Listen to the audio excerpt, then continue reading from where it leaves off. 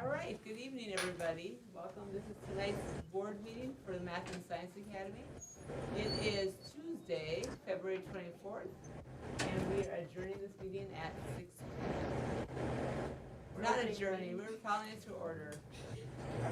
Already. We're going to start now. We're going to call it to order at 6 p.m. And we will have our student representative, Brian, read for us the vision, mission, and planning elements. MSA's vision is to be an innovative, sustainable model of academic excellence for all students that creates well-rounded, lifelong learners and global citizens. Our mission, we provide accelerated and inclusive curricula and instruction in all subjects with an emphasis on math and science. Thank you. Greg, would you like to read the land acknowledgement?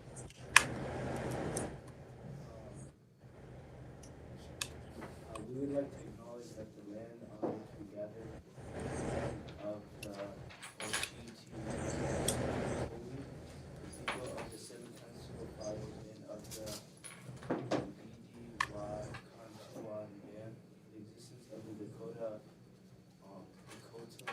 Oiati have lived in this area since time immemorially and before the U.S. war was created. In the state of Minnesota was created. They lived within Minnesota, Wisconsin, Illinois, and Michigan. They were caretakers of the land and lived in harmony. They belonged to the land, and the land did not belong to them. It is within MSA's responsibility as an academic institution to disseminate knowledge and indigenous people and their history and relationships with this land. MSA works to build a relationship with indigenous students and their families through academic pursuit and historical recognition. Thank you. All right, roll call of members. Kari Kerner, here. Brian Linsmeyer? Here. Sarah Harms? Here. Jen Nice? Here. Isaac Leonardi? Here. Mark Gressiff, absent today. He's out of town. Leanne Ahmad? Here. Mary Yap? Here. Representative Sega Shabatu? And Ryan Cunningham? Kate Hinton is in New York. She was there for the weekend and has extended her stay thanks to blizzards and snow, so she'll be back in Minnesota tomorrow. Justin Tarks has come to join us at the table, basically for knowledge and information should the link to Dr. Hinton go out. So, hi Dr. Hinton, Kate Hinton, present. There she is. All right, you don't have any open forum, so we can pass by that. We need to approve tonight's agenda. I motion to approve tonight's agenda. Is there a second? I can second. Any conversation about the agenda this evening? I'd like to make the motion to amend the agenda. Okay, and what would you like to amend? I'd like to move to the approval of the Polar Athletics contract to a later date so that the board has time to discuss at the upcoming workshop. We had discussed the fiscal implications based on student enrollment and future budget of next year. Okay. Mr. Heyman, I'm going to ask you because you've worked with them for timing. Can we push that out by a month, the contract? I would have to check with Chris Babler, who came at the last meeting, and see if that would be possible. I don't know, because I know they've been emailing me quite a bit, wondering where we are and where we're at. Just logistic wise, I am still doing all of the scheduling and things that they would take over, and I'm getting that ready for next year, so I think I think it'd be fine, but again, I don't have their timeline and where they're at. Okay. With that unknown, do you still want to have that pulled from the agenda? Yes. Yes. All right. we will remove that from the agenda then, and move that to April, or, I'm sorry, March. It's February. I'm really sorry, everybody. It feels like time is flying by. We'll move it to March. April might be too far out. I was gonna say, that's okay, Carly. January felt like 3 months ago, It really felt crazy, didn't I it? get it. Okay. I would like to pull 514 and 613 from the consent agenda. Can you tell me, let's see, which numbers they are? So they tipped at one point this afternoon between meetings. So nothing is in order. Let me grab an agenda and I will. Yeah, I don't see I see 514. 613. There's 613, there's no That- 514. Yeah, The 514 is the bullying one. Did that get pulled already? I don't think that was on the agenda. Okay, sorry. It's okay. It was in governance minutes, but Okay. it wasn't in.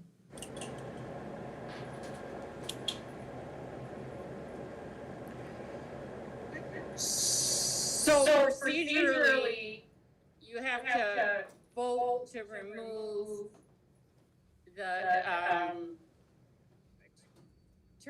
Polar Athletics from the agenda, but you can pull 613 from the consent without a vote. Oh, Right.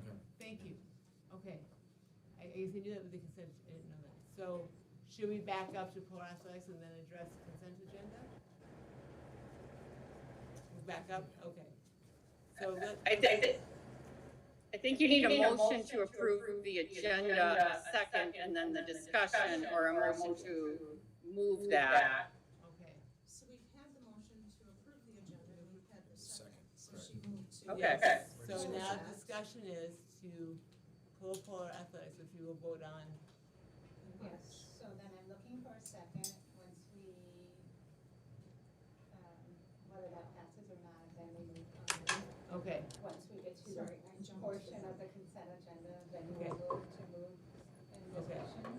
Well, consent agenda can be pulled from without a vote. But the Polar Athletics, okay, so Leanne has moved to, your motion is, Yeah, I'd like to move a motion to amend the agenda to move the approval of Polar Athletics contract until a further date, unless you want to say until the March okay. board meeting. Is there a second for that motion? I can second that. Discussion, we heard from Mr. Heyman regarding timeline unknowns with Polar Athletics, we don't know what their timeline is. Are there other discussion points right now that we'd like to talk about before we vote on that motion? I guess my question on it, and the reason behind my second is, we were just given the administrative breakout. And I'm wondering what that, when, at our last meeting, they said they would take 60% of the athletic director responsibilities. Okay. But now seeing the breakdown of job responsibilities and looking at, administrative salaries and things like that, in the past, I'm sorry, we're gonna get the history lesson from Mary, who's been watching the board for 13 years. In the past, the athletic director was the high school principal, and that changed somewhere around 5 years ago to be the middle school principal.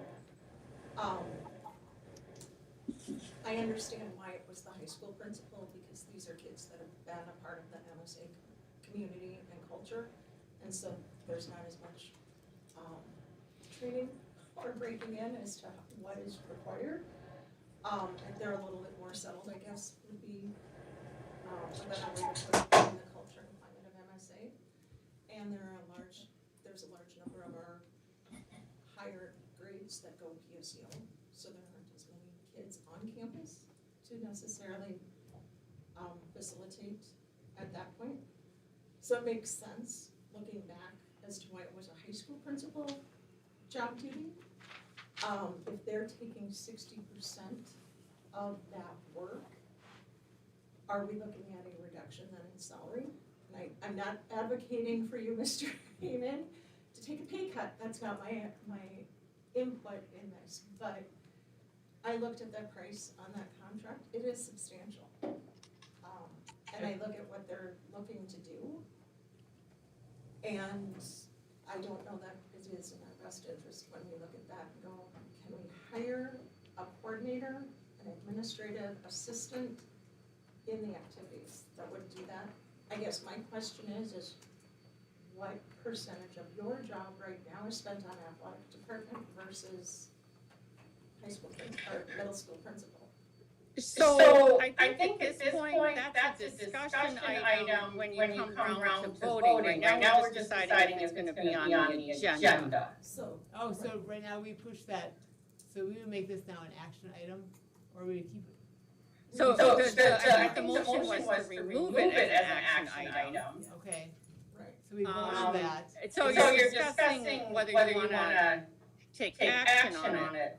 I mean, you're discussing right now whether it should be on the agenda. Okay. If you wanna have a discussion regarding whether we should approve it or not, that should happen at a later date. Right now, we're just approving the agenda, so we're not discussing the positives or negatives of the contract. What we're discussing is it on the agenda or not? Okay, so, so I'm stating that I'm seconding the Right. motion to remove it because I want more information so that we as a board can discuss those items that I brought forward. okay, so the motion is to remove it, so we have the option of keeping it and discussing it later on the agenda, or we can move it to later.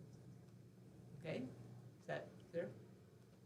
All right, Take so, a vote to, we'll- if others, got a second, so now you take a vote. yeah, so now we'll take a vote on that, so, vote, okay. So all in favor of following the motion, which would be to remove Polar Athletics from today's agenda, on favor, aye. Opposed? Nay? Abstain? 4-2, the motion is not passed. The motion fails. We will keep it on the agenda to be discussed later tonight. Okay? Is that correct? Kari, when you just said the vote, okay. Yeah. That's right, we're missing. Yep. Sorry, we're missing Yes, we are missing one. Okay. All right. the communities. Consent agenda. Let's go forward. Is there anything else on the agenda that we'd like to pull? I'm just asking that we remove the consent agenda 613 Okay? and add it into,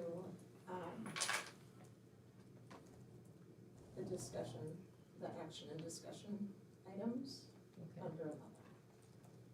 So I believe, and Kate, correct me if I'm wrong here, if we remove this from the consent agenda, it's right now currently in consent because it's a legislative update. So it's just a legality.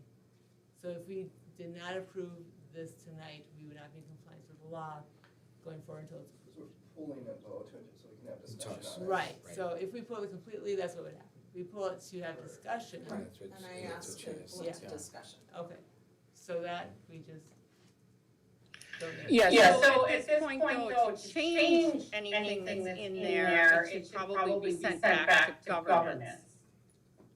Right. And it can be sent to governance to consider changes, and we can become compliant. You know, we can do the legislative update tonight and still send it back to governance for further discussion and review. That those two can both happen. So if we move it later to the agenda later, what cannot happen is that we cannot have discussion about it and make any changes to it. All we can do tonight is vote on whether or not we approve the Okay. red line updates. So, with that said, would you like, Mary, for us to discuss it later on, or should we approve the updates now and have it? It's gonna go back to governance, I think, any way we look at it. As the process for it goes to the governance committee and then comes back out. Okay, so I'm going to ask that this go back to the governance committee Okay, to address and make sure that we are consistent with our charter. And that we are fully, embracing the math and science part of our name. Because as I see the graduation requirements, we have taken a, drop in one of the science requirements that we had previously had. While I don't disagree in necessarily having that dropped, I do think that in order to maintain the math and science focus of what was established 25 years ago, that an additional elective in science or something of that nature needs to be addressed. We're keeping math, but we're not keeping the science. I think we're talking two different things here though, because right now we're talking about the red No. line, we're not talking about Right. what it says right now, and that's where it needs to go back to governance. That's Right, what I'm that's saying. what she's So, saying. okay, so That's what she's I'm saying. confused. Going back to She's just giving her reason why. Okay, and this is why. For To make sure later. that we are fully Okay. embracing the math and science piece. okay. So So I Jen, will Yeah. approve. make sure it is this. on the, Yep, we'll Your- add it your to March the agenda. 26th. Okay. government, agenda. yeah, I believe we meet in March. It's March 26th. Yeah, so we'll add it to the So- agenda for governance for sure. Thank you. Okay, So, okay. okay. So with that said, but we will keep it in the consent agenda for the legislative update. That's fine. That's Okay. okay. Anything else on the agenda? Okay, so then we need a motion to approve tonight's agenda. So the motion is still on the table. Same table, right, okay, so nothing changed, right? No, this, So the motion is to approve the agenda with the With- amendments. oh, we didn't make any amendments. Well, policy Because- 613's been removed from the consent. Yes, we. Oh, no, Okay, I thought you no, said no, that it's you kept staying. it You're right, there. it's staying. Yeah. I'm sorry, Kept it policy there. 613 staying. Right, oh, yes. And we Consent voted, agenda is but still- we voted to keep fall athletics on The agenda. the action item. So So- based on those two, There are no changes. there are no changes. Okay. Okay, So we still got Brian and Jen, so. still okay, good. are you still good with your, Yes, so that's approval. any other conversation about the agenda? Okay, so all in favor of approving tonight's agenda, aye? Opposed? Abstained?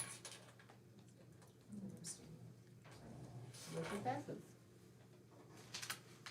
All right, thank you.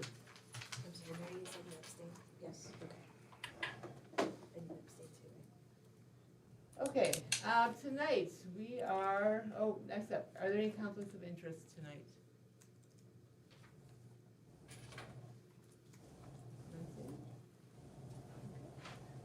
Next, we need to approve the meeting minutes from our January 27th meeting.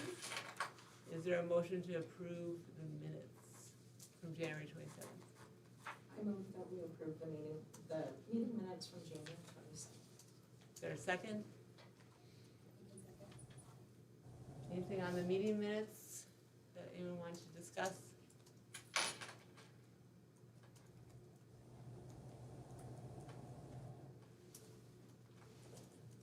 No? All right, so our motion, let's vote on our motion then. So all in favor of approving the January 27 meeting minutes? Aye. Opposed? Abstain? Motion passes, thank you.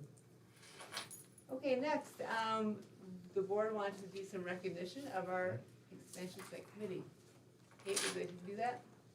Yeah, so, tonight we have Dan Ellingson, Shawnee Holt, Diane Teague, and Justin Gearing, who have been faithfully every Tuesday morning giving up 2 or 3 hours to come out to the construction site and give feedback and support in our expansion efforts. And so we'd like to recognize them.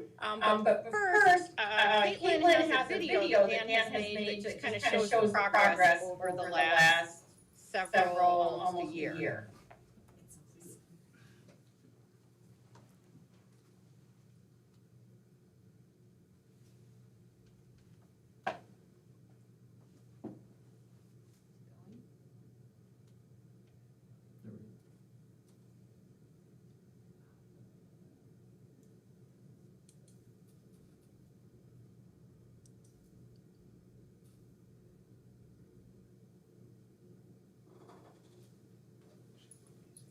Go ahead, just narrate.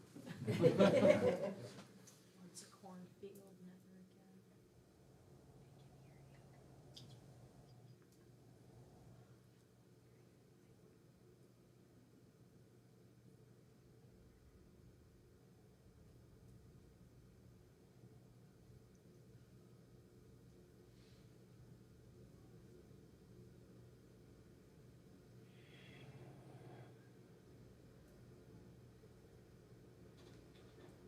It's coming up so fast, and we're also trying to guess, like, within the cornfield where the different things would be at, right? So this was guessing last May.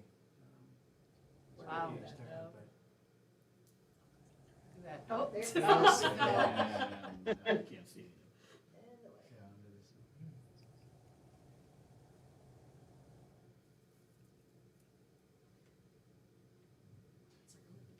Yeah, and then we'll have a couple more as we wrap it up, right? So the outside still has some things to be added, but yeah, it's coming together. That's amazing. Thank you for Thank you, doing that. Dan. Wow. Good committee.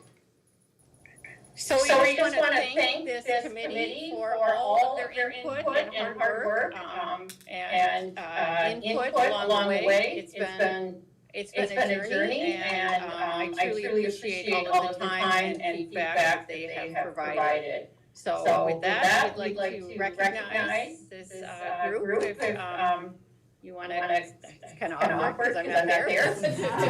Go ahead and be recognized by the board and shake their hands, and maybe Mr. Heyman could take a picture with the group. Oh, look at you, you're already all dressed up. Look at that. It's like Bob the Builder.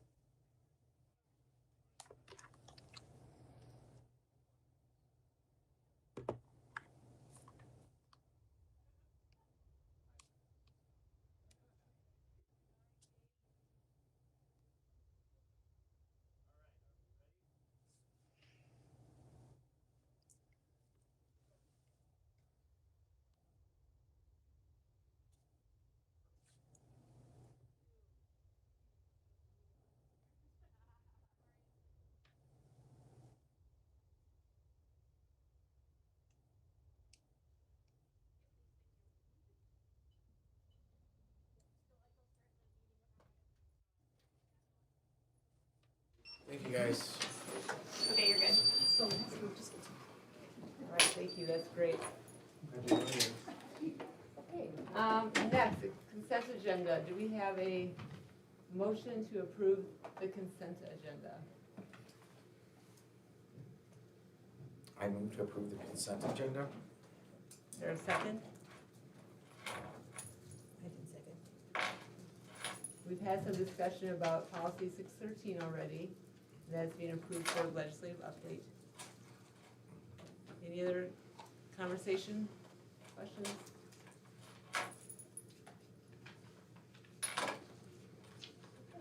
All in favor of approving the consent agenda? Aye. Aye. Opposed? Abstained? Motion passes. Up where we are, let's see, reports. These are their students. What's happening in the world of our MSA students? This past week, we had a Dorcathlon on, I believe it was Thursday, right? The 12th. 12th. I was not there, but I heard a lot of really good things. I heard that the tug of war was very successful, as per usual, and just really fun games, really fun for the students. I heard all about it from the swimmers that I was driving. This past week, we had our section finals, and we progressed. 2 swimmers stay as well as an alternate, so that was super cool. And yeah. Yeah, and then, I'm not sure if this is, the right time to talk about it, but, as like, a registration for next year's coming up, many students have brought up to me, me and Ryan have researched, foreign language is not a state requirement, but it is recommended schools that do just 2 years, and the rest is like an elective.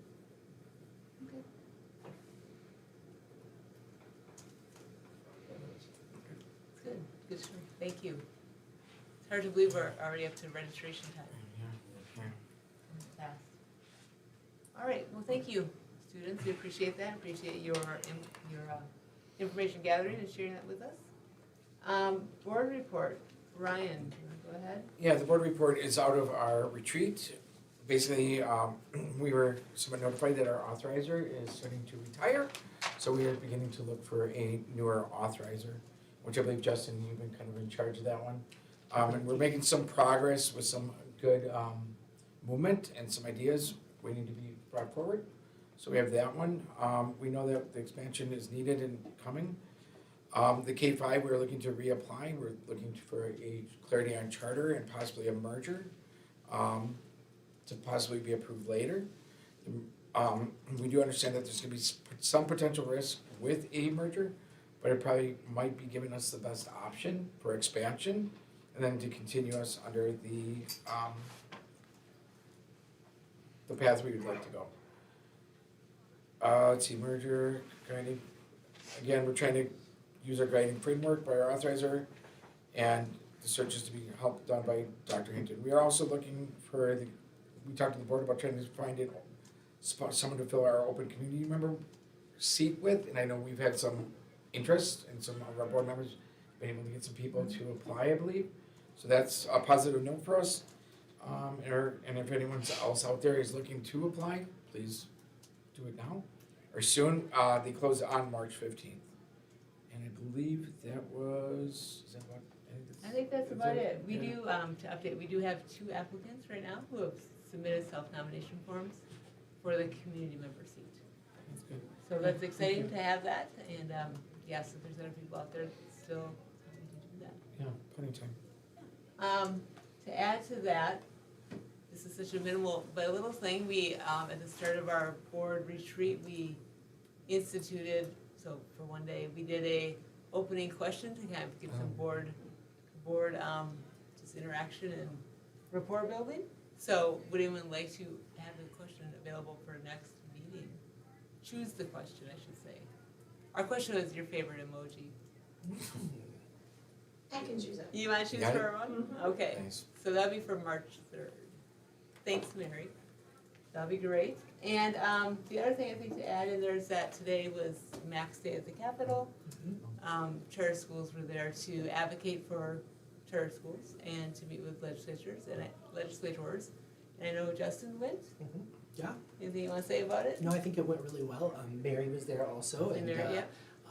She had a good connection with the Education Finance Committee chair, so we had an extra special meeting there, and it was a good touch point, so appreciated that, but I think we were able to advocate for charters, and then we also had some good conversations about the elementary kind of component as well, and we invited our new state senator out to visit the school, so hopefully that'll be in the works soon as well, so, yeah.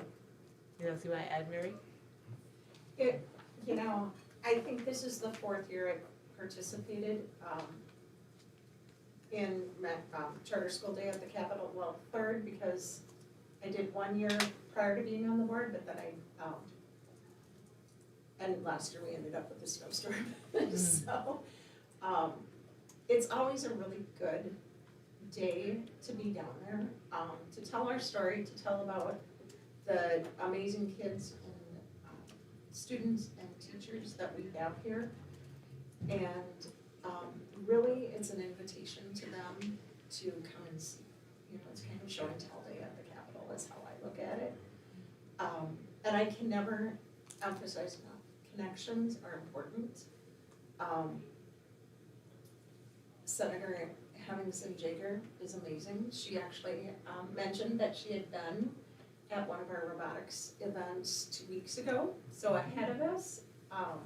She and I have had many conversations over the years about math and science and how to get in when she was a representative and things like that. So we're not new on her radar, but we really were advocating that they consider funding charter school safe students, that funding come to charter schools as well, with the hopes that it can be used potentially in a social worker kind of environment. Our students, I've seen this for 13 years. This is an amazing school, but our students are under a lot of pressure and stress. And I look at that money as a huge benefit that all of our entire student body could benefit from, and I think our teachers could as well. So but we were able to share that message with Senator Kunish as well, and she welcomes the opportunity to come out to our school. So I will follow up with an email to her and welcome her out. Again, it's the connections. We share an alma mater, and her younger sister was a very good friend of mine in college. So Great. when you can work on those avenues, Yeah. it works. Well, that's wonderful. Yeah, it's good to have good relationships with our local politicians. Thank you. Next up, election committee. Mary, anything you want to share about the election committee? Yes, so as the offboarding parent rep, the last 3 years have been amazing. I'm just going to advocate, if we have a parent out there that is thinking, I don't have anything to offer for education, I don't need to have an education background to serve on the board. I think we've had 2 or 3 parents already step forward and put their nominations in, or put their self-nominations in. I did not get a chance to reach out and get that update today, but as of last week, we had 3, I I believe. think there's still 3. Are we still Yeah, at 3? 3 is, yeah. Okay. Yeah. But I would say consider running, a well-designed board is one that has a variety of backgrounds. So, if you have a business background, human resources background, whatever, there's a place for you at this table. We do have 2 teachers going off the board. This year, Isaac and Sarah are going off, and we need teacher representatives. So, I'm gonna speak to the teachers and say, if you're interested in running, please put your name forward. We'd love to see you on the board as well, so. Thank you. All right, thank you. Expansion reports. Okay, can you hear me? Yep. All right. So I was unable to attend today's expansion meeting. I think we have people in the audience that were there. So unfortunately, it was, I was unable to phone in. But my understanding from the meeting is that we are on track for occupancy in May. So we will be able to start moving things into the building in June as teachers are finishing out their packing and can start to shift things to the new building. The team is currently updating the kitchen design. There are a few things that our food vendor would like to see changed in order to have the lines go by a little bit faster. So we are expecting to have that updated next week. The elevator is arriving. It takes a little bit to install it, but we've been waiting for the elevator. The grand staircase is coming in the next couple of weeks. We've been hearing that for a while, so I will be excited when I actually see it. The gym floor is currently being installed. That's a multi-week process. It takes about 6 weeks to get it in. But I have seen pictures of it going down, and that's very exciting. We are still trying to figure out furniture and pricing. So we hope to get a little, our owner's rep is kind of helping us put the push on to get some budget numbers and really start to nail that down. We are hoping to have a furniture contract ready to come to the board in March. So that's kind of a quick update on where we are. But construction is coming along well at this point.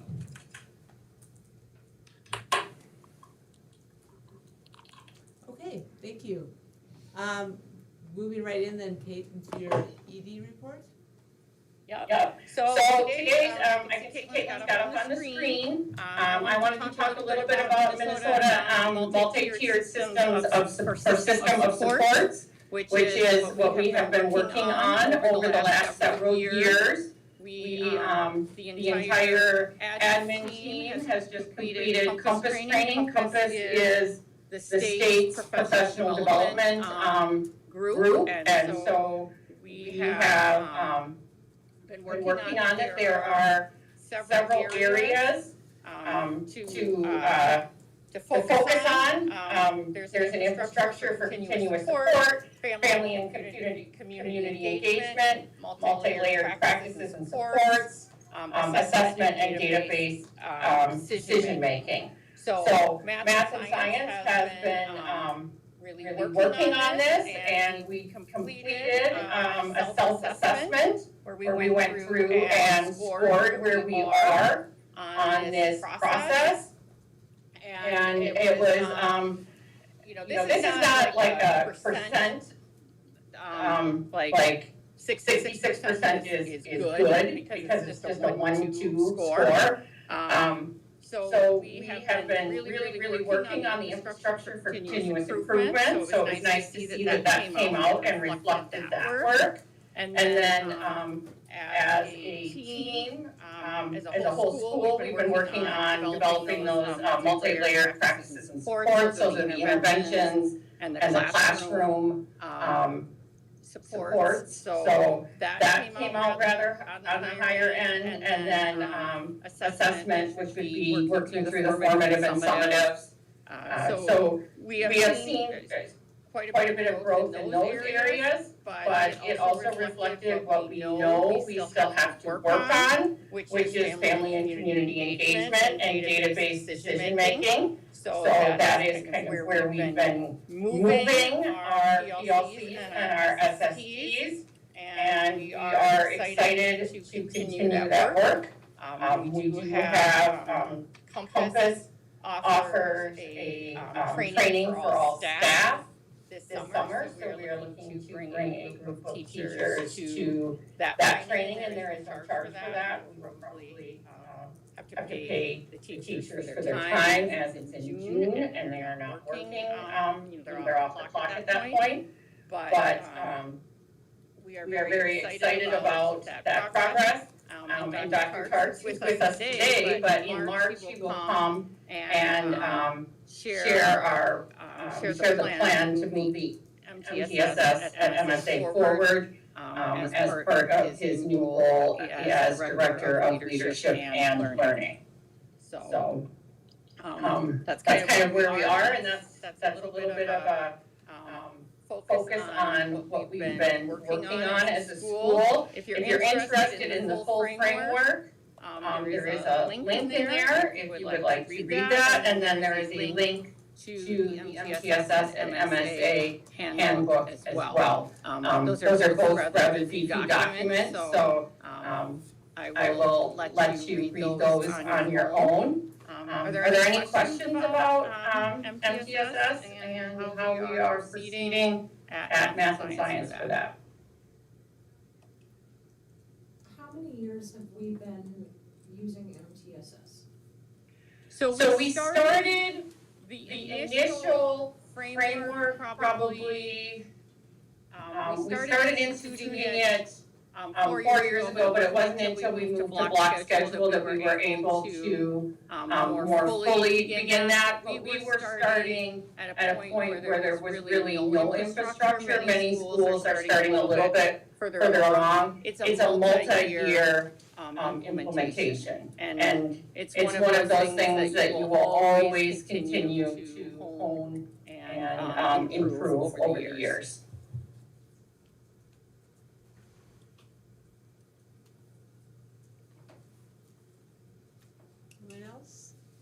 Thank you for sharing that, Dr. Hinton, for all that information. We appreciate it. Anything else in the ED report that you have, or is that? And I just wanted to congratulate, I was not able to attend Max Day at the Capitol, but we have an Eagle Scout who was recognized at the, I believe it was at the Senate committee. Mary, which committee was it? It was on the Senate floor, so there's a resolution that he has, and he can bring it in tomorrow. But it was for his autism education work that he did, and, the program that he set up that has been utilized here and is being utilized in other schools across the country right now.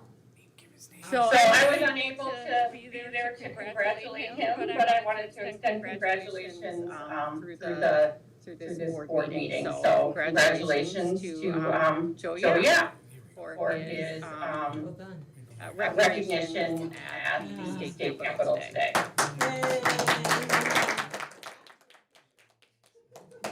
All right, thank you. That's great. All right, thank you. Finance Committee, Sarah, you have? Yeah.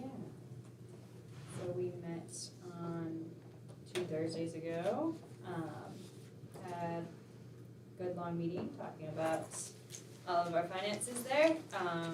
Our school's working budget surplus was at 25,600. ADM was at 736, kind of what we expected, on track. And then our days cash on hand was 82. So that was below the 90 days, but our projected debt service coverage ratio was 1.04. And the 1.0 bond covenant was met. So we were beating our debt service there, 55.3% of the way through the fiscal year. And our revenues and expenditures were reflecting about that amount too. We had kind of some questions about our ERC funds that kind of went over from the fiscal year, and they were received in the prior year, so our amounts were a little off, but it is projected, it is still in the budget, just on a different year. Yeah, and then our supplementals were kind of as expected. Yeah, and we talked a little bit about kind of in the future some more AFC committee ideas towards the end there. But yeah, good meeting. Thank you, thanks for sharing. We need a motion to approve the January financial report. I can make the motion to approve the January financial report. Is there a second? We'll let you do it. Any questions for Sarah or the committee? Okay, all in favor of approving the January financial report? Aye. Opposed? Nay? Abstained? Okay, motion passes. Thank you. Governance Committee, Jen, you want to report on that? Sure. We had 3 kind of just legislative updates, things that the legislature is requiring us to make some changes to documents. They were in the 613, 620, and 621. Graduation, looking at credit for learning, and then also our READ Act. We did basically say go ahead and submit as approved. Again, these were legislative changes, so nothing that we can really do. We need to approve to be in compliance. And then we also started looking at some other ones. We did not have any recommended changes other than some grammatical changes to our corporal punishment, which is 507. Otherwise, as we went through all the different policies and through discussion, we did not have any recommended changes. And then policy 721 was just an update on approving that $20,000 that we did at our previous board meeting. So it was just bringing that back to governance. So it's kind of where we left things. Okay. Any questions about the governance minutes? Great, thank you. All right, we're gonna move on to our action items. We have quite a few tonight. The first one is the lottery was held on February 13th, so we need to approve our lottery numbers. Kate, do you want to speak to that before we? So we conducted our lottery on February 13th. We accepted all students in grades 7 through 12. And we accepted 265 students in grade 6 with the idea that that number, not all of those students will accept their spot, but we wanted to get them in early. We have currently 91 students on the wait list. And we have families that are very eager to hear the news. So we are looking forward to inviting them to come. Oh, she's been going on all day, but I think she's gonna say that we're excited to invite them to complete the enrollment process, and then we can get them set up as dragons and ready to go. That sound good, Kate? So we. Thank you, Caitlin. So we need a motion just to approve those numbers so that Caitlin can move forward and invite the families, and then they have 2 weeks to respond, correct? Yes. Yeah, we just approved the lottery, that it was, we had a number of board members present, that it was conducted fairly and in accordance with the law. Okay. That's what you're approving today. Great, so is there a motion? Go ahead. Yeah, I'll move to accept the lottery numbers, and then we'll open it for discussion. Okay, a second? I can second. Okay, would you like to share about the front, your, Pardon? go ahead, we have a motion, so. Okay.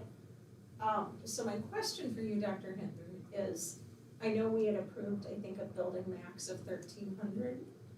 By accepting all 7th through 12th grade that were on the wait list, where are we at currently?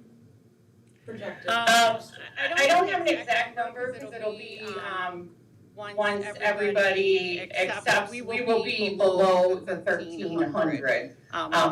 We have to be above 1,200, it is best for us to be at about 1,250. We won't know that until the students are accepted and they have the opportunity to take the spots. If not, we will continue to recruit and enroll students with a plan to get to 1,250. That's a bit of a stretch, but that's what makes our budget work the best. I don't think we will be at 1,300, but we need to be at least 1,200. And I am hopeful that with these, once we send this out and the acceptance, it will be close to that 1,250 number. We can have a better report at the March board meeting, because then we will know who has accepted their spots. And have a better idea of where we are. So while you say we accepted 265 sixth graders, if we, would we accept more than 265 to get us to that 1,200 or 1,250? I will have to assess that situation. I am not, we certainly won't accept all 90 that are on the wait list, because that will just really throw us way out of whack. We may consider that. I would like to first kind of see where we're at, and then we can have that discussion later. Okay, I just wasn't sure where you said. Yeah, it's certainly a possibility. I would be hesitant to go over 275, just because that would create a bubble moving through that would be difficult. I mean, it's doable, but it creates a bubble. Any other questions about the lottery? Comments? All right, so motion is to approve the lottery as it happens. So all in favor of approving the lottery, aye? Opposed? Abstain? Motion passes, thank you. Next up is we have a calendar for the 2026-27 school year. This has been put out, recommendation. We just need to approve it. Anything to say about the calendar, Dr. Hinton, before we The one thing that is different in this calendar is we added two teacher days. We've got 2 weeks. At the beginning, we have new teachers for the first 2 days. I think that's August 24th and 25th. And then the next 3 days in that week, we have all the teachers there to provide time to get their classroom set up in the new building and to do some team building and some professional development. By adding those 2 days to the school year to help offset the budget impact of that, we are going to allow teachers for the 1 year to move from 12 days of PTO to 14 days of PTO to compensate them for those 2 additional days. Teachers were in support of this, and we do have some additional professional development days, and we've reduced the number of digital days because there was some concern that students were not getting as much learning out of a digital day as they would an in-person school day. So we reduced those numbers. There's still a couple of digital days, but not nearly as many as there were this year. So those are the major changes to this calendar. In addition, we have a full 2 weeks for winter break. That was something the teachers really wanted. That's 2 more days than District 833 has, but teachers really do appreciate, and I believe families appreciate having that full 2 weeks at winter break. So those are the major changes from this year to next year.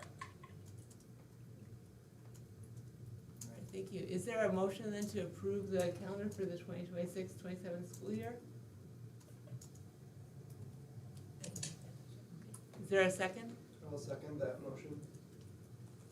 Any further comments or questions about the calendar?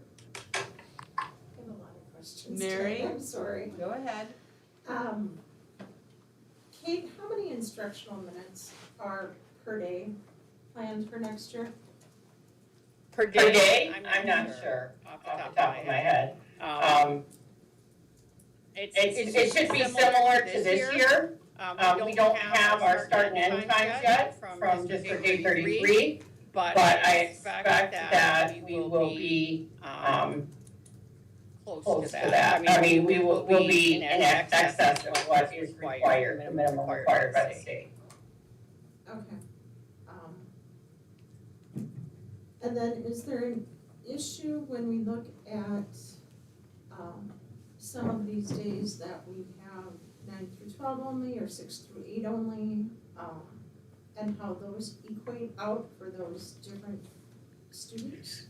So those count for the all six, the all middle school day counts as a full school day for the middle schoolers, the all high school day counts for a full day for the high school. So that together equals one day, I guess. This current year, we had a day for 6th and 9th grade that came in first to orientate them, but every student will be new to the building next year. So we thought that having just the middle schoolers in and focusing on getting them orientated and just the high schoolers in to focus on getting them orientated to the building would be a productive use of time.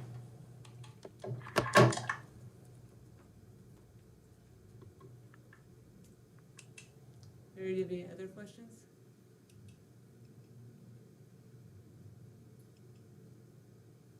Would it, again, teachers don't hate me, I'm just asking, okay, but when we look at paying teachers, giving teachers 2 extra PTO days, that also puts a substitute teacher in that classroom, which takes money out of budgets.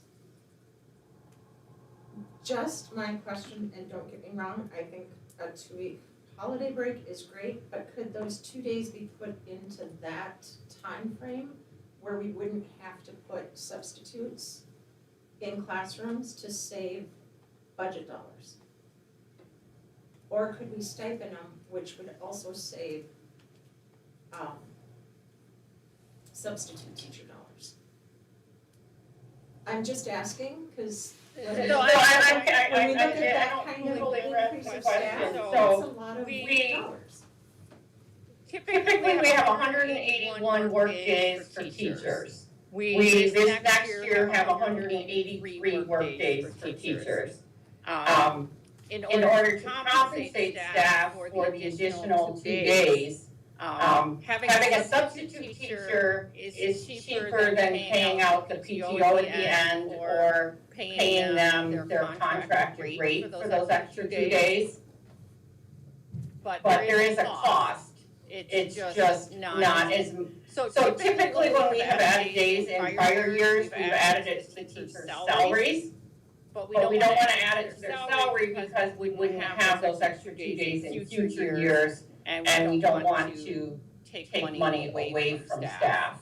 So this is the way to allow teachers to either get those 2 days back by having a substitute, or as we can do with all of our PTO, they could cash it out in the summer, which has been MSA's practice, I believe, for decades.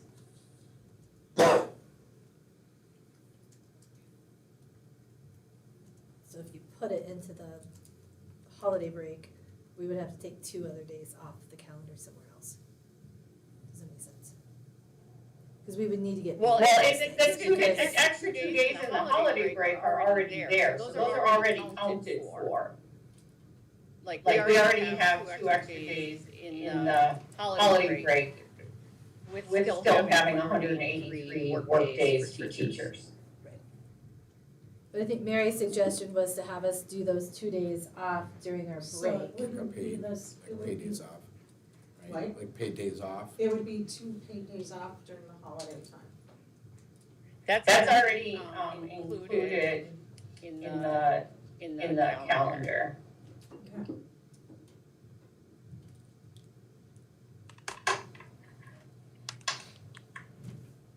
Does anyone else have any questions about the calendar? Mary, did that cover? You want to ask? Any other discussion? Right, so right now the motion is to approve the calendar for the 2026-27 school year. All in favor of approving? Aye. Opposed? Abstained? Motion passes.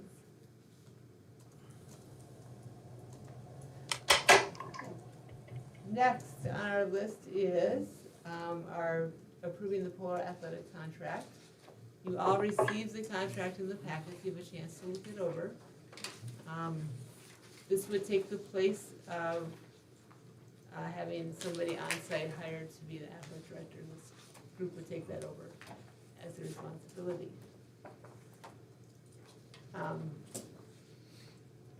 Should we put the motion out? Anything you want to say, Kate? This is coming forward because next year we will have double the number of middle school students. So although we will be increasing the number of middle school staff significantly, so it is unlikely that our middle school principal will be able to give athletics and middle school principal duties their full.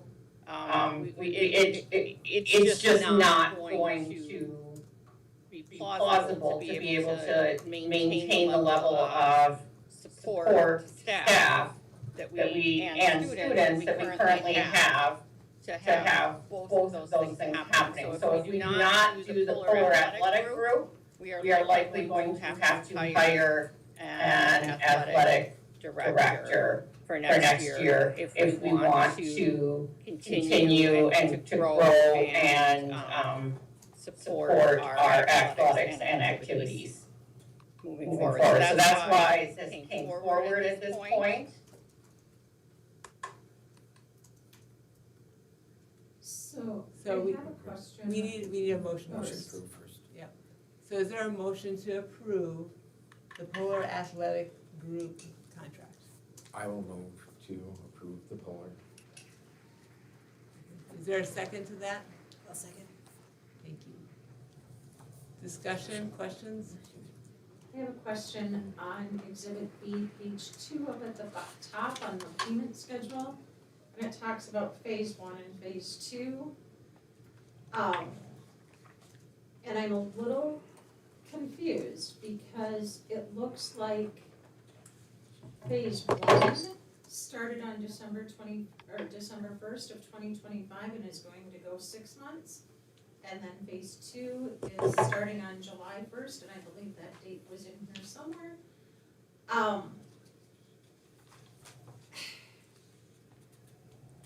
Do we have any kind of agreement right now with Polar Athletics that we're paying them $2,500 a month for 6 months? I believe if you're looking at the bottom of that page, it says billing commencement input, start date, e.g. So for example, your start date would be, but I think there's a spot that's an input spot that needs to be filled once we agree to the contract. Yeah, so we are not going to be paying them until July 1, and we're not currently accruing any costs. Okay, that was not clear in this contract, because as you read the combined monthly billing, So we can make sure that is clear before I sign the contract, that we have the start date clear, and we will make sure that that's clear in the contract. So there would be no phase 1 for the spring of 26? No, because we don't have the current budget to manage that at this point. So Mr. Heyman is busily working on that right now. And I think that's under the definition of Article 1, 1.4, effective date July 1st, 2026. Right on the front. Right on the front. It's That's phase 2 in the statement. Right in the. but this is the contracts on the first page, I believe. Under Article 1 Definition definitions. 1.4. That's where it's saying that this contract would start, but I think what Kate's is saying is like, that was the example about how they've set up contracts in the past. And so they're just trying to give us the, like, you guys were saying like, okay, the first billing would be here, the second billing would be there. Is my understanding, looking through this. well, right, that part was very confusing when it has Exhibit B, and then it talks about limited scope and, a monthly fee of $23.30. And part of the original proposal from Polar Athletic Group was to begin taking over some of the scheduling that they would do and some of the management that they would do for next year, this spring. But Kate and I had met with them and basically said we can't do any of that prior to July 1. So, like Kate said, that's what I'm working on that, and that's what I mentioned earlier. I'm working on our fall schedules right now for the fall. I'm also working on winter schedules right now for the fall, or for the fall, sorry, for the winter. But then getting that finalized is something that they will take over once July. The proposal is once July 1 hits.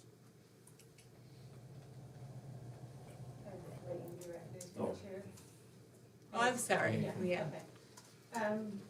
So there's also a statement in the contract about an initiation fee. Can you explain that? Do you have a page number so we can all see? Page number or? Oh, it's on the statement of work and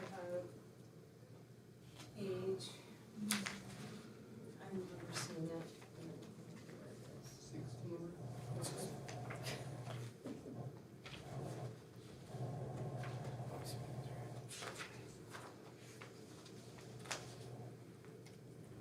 Okay, so on page 16, under 1.3, technology and automation fee, then number 2, the one-time implementation. For the 149, Leanne? There's an initiation fee on the. Exit, yeah. I'm taking over Mary's agenda. Okay. There's another copy there. Thanks for reading that. Second to last page, second to last page. I'll look it up. Is it the letter of intent, the initiation fee of the 3,900? Yeah. Okay. So those are additional one-time things that we can can work with them. You know, they can do that for us. That is the work that Mr. Heyman is doing right now. But we are not planning to pay that, and we will make sure that that is clear upon execution of the contract. Because that was one of our negotiations with them, would we be doing the initiation fee, or doing the initiation, which is all of that work that Mr. Heyman was just speaking of, or would they be doing that? So we are taking care of that work. And then they will begin with us on July 1. So what you mean is initiation proposals for contractors of athletic coaches in the future? That was a proposal that they put forward that they could take over that activity, and we will not be do that activity. You're doing that. You will have to do that before the end of the year. Exactly. All right. Any more questions? Okay, go ahead, Leanne. So the reason I had asked for us to move this for discussion is because there are a couple of variables happening right now that we're in the unknown, and it doesn't seem like with fiscal responsibility on our behalf to approve a contract when it's been stated that we are minimally projected at 200,000 plus in deficit for the next school year, but we do not yet have that draft budget. It's been stated that we will receive a draft budget in April. And of course, the draft budget is contingent upon what we just approved now is the lottery, the enrollment. Now families have a couple weeks, I believe, to let us know if they intend to enroll. We don't have our final numbers yet of enrollment, which is what we need to plan the budget.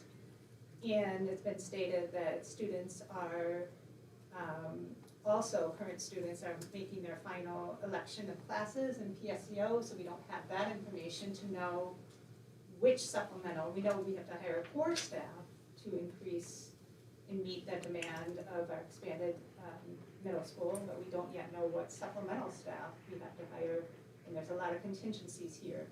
And so then we're also being told that this contract effectively serves as a replacement of a staff.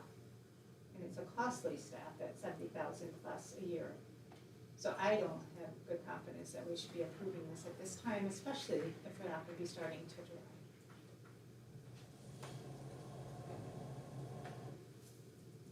Kate, do you know what it would cost to hire an activity director? It would likely cost us for a mid-range activities director, probably 65,000 plus benefits because there's a considerable amount of extra time that they would have to put in because of evening support and all of that, and they are going to need to have a skill set that can help us, as we talked about last month, moving from a increase our offerings and moving into a higher what's it called? We'll be moving to a different division. Yeah. So most schools of our size actually have an administrator doing that. We're not proposing that. We will likely never be able to afford that. But at this point in time, somebody's going to have to do it if we are going to be able to maintain the level of service and support in our middle school. So if we were to leave it with Mr. Heyman, we would likely have to hire another dean. That would be 65,000 plus benefits. Those benefits are easily would be close to 20,000, 15 to 20,000, depending, on how many dependents, what the age of the candidate is, all of those things. So it's something that I think we're going to need moving forward, and one way or another, we're going to end up needing to spend that money if we want to maintain a high-quality athletic activities program, or something else we have to give. So So what I'm hearing you say is that this contract is reading about $5,900 for. Yeah, it's it's about, it's about $70,000 a year. The contract, the contract with this group? Yes. Oh, okay, so it's $5,900 a month, okay. Yeah, it's 70,800 roughly.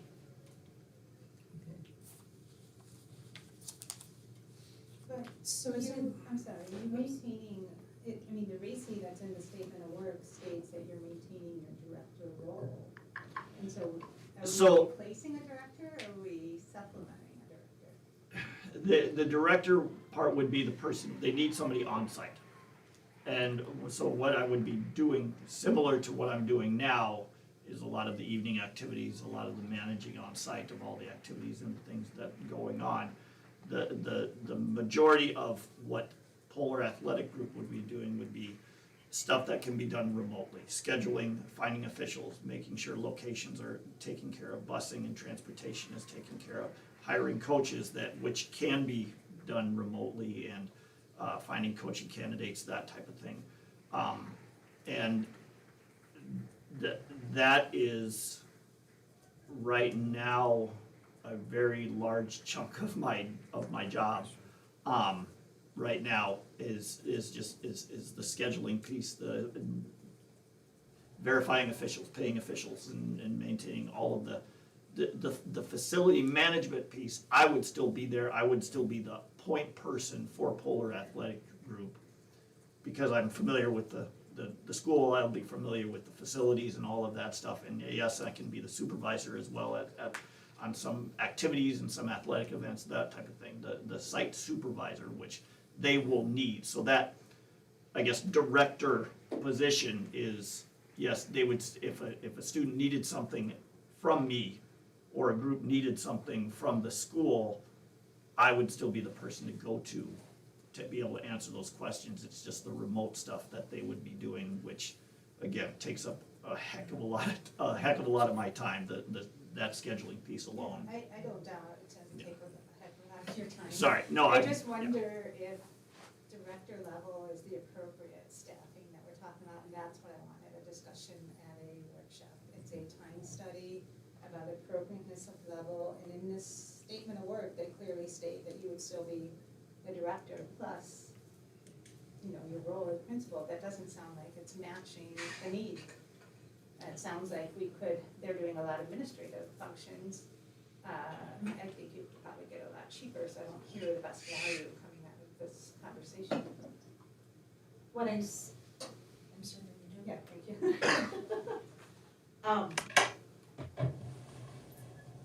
I struggle with this. I struggle with $70,000. Not that an athletic director is cheap to find, it's not. But when I look at the breakdown of the things that Mr. Heeman would still be accountable for and or responsible for, I don't know. I don't know that we're going to get everything that we're hoping to get, because it still looks like he's gonna be doing a whole lot with the athletics and activities, and they're doing more of a clerical support piece, which is why they can do it remotely. Now, is there some benefit to have someone who's immersed into this and has connections? Yes, there is. Is it something that is worth $70,000? I don't know that it is, because I don't know. There's something in my gut that when I'm looking at that $70,000 and I go, we have teachers that have been here for years that are not making that. We have clerical staff that have been here that are not making that, and that's some of what this is, and that's where I struggle. That's my struggle in putting that there, knowing that we're gonna spend $70,000. That could be an extra teacher for a classroom, that could be, not saying that your job is not going to be tough. And especially when I brought the historical perspective, I think it was originally under a high school principal for a very intentional reason. So I don't know, and that's my struggle with this whole thing, and I have to say, I think athletics are important, but are they important at the cost of a teacher or of a clerical person? I can't say that they are. My 2 cents. Thank you. I don't disagree that Mr. Hayman doesn't need some stress relief or some job duty relief, but how that comes about, I don't know that this is the right option. Jen? I just, coming from a larger school district prior to coming here, when we look at the projected numbers of students just in middle school for next year, we're looking at, if we're doing about 200 7th graders, 200 8th graders, and around 250 6th graders, we're looking at close to, 600, 700 kids. My previous middle school that I came from, and again, I understand that it's public school versus charter, it's a little different scenario. We had just over 900 students. We had a principal, 3 assistant principals, 3 guidance counselors, basically 1 per grade level for 300 students, providing support for our students. And we had another person who was our athletic director. That person also had some supplemental gym time, working with students of special needs in gym, but then also was pretty much our athletic director for our middle school. The job that we're asking Mr. Hayman to do next year, even with a dean, with more than doubling his middle school students, if this isn't a plan, we have to have a plan, because I think continuing to ask him to do athletic directing on top of, and even activities directing, because I'm sure it's above and beyond, is not feasible. We need him to be able to come into classrooms and do teacher observations, teacher learning with us, which right now is a very big struggle for him to get into. All of our admin are asked to come into our SSTs and PLCs and be a part of that. And right now he's getting pulled and he's in our meetings, but we're not seeing him as much in the classrooms and in the hallways and being present, and our kids aren't knowing him as much. And we have to relieve some of this from him.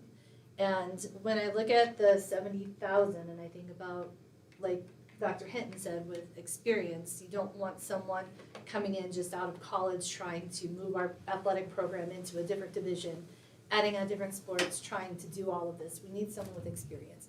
You hire anyone with experience on the contract pay scale, it's going to be more. 70,000 is a lot. I don't disagree with you.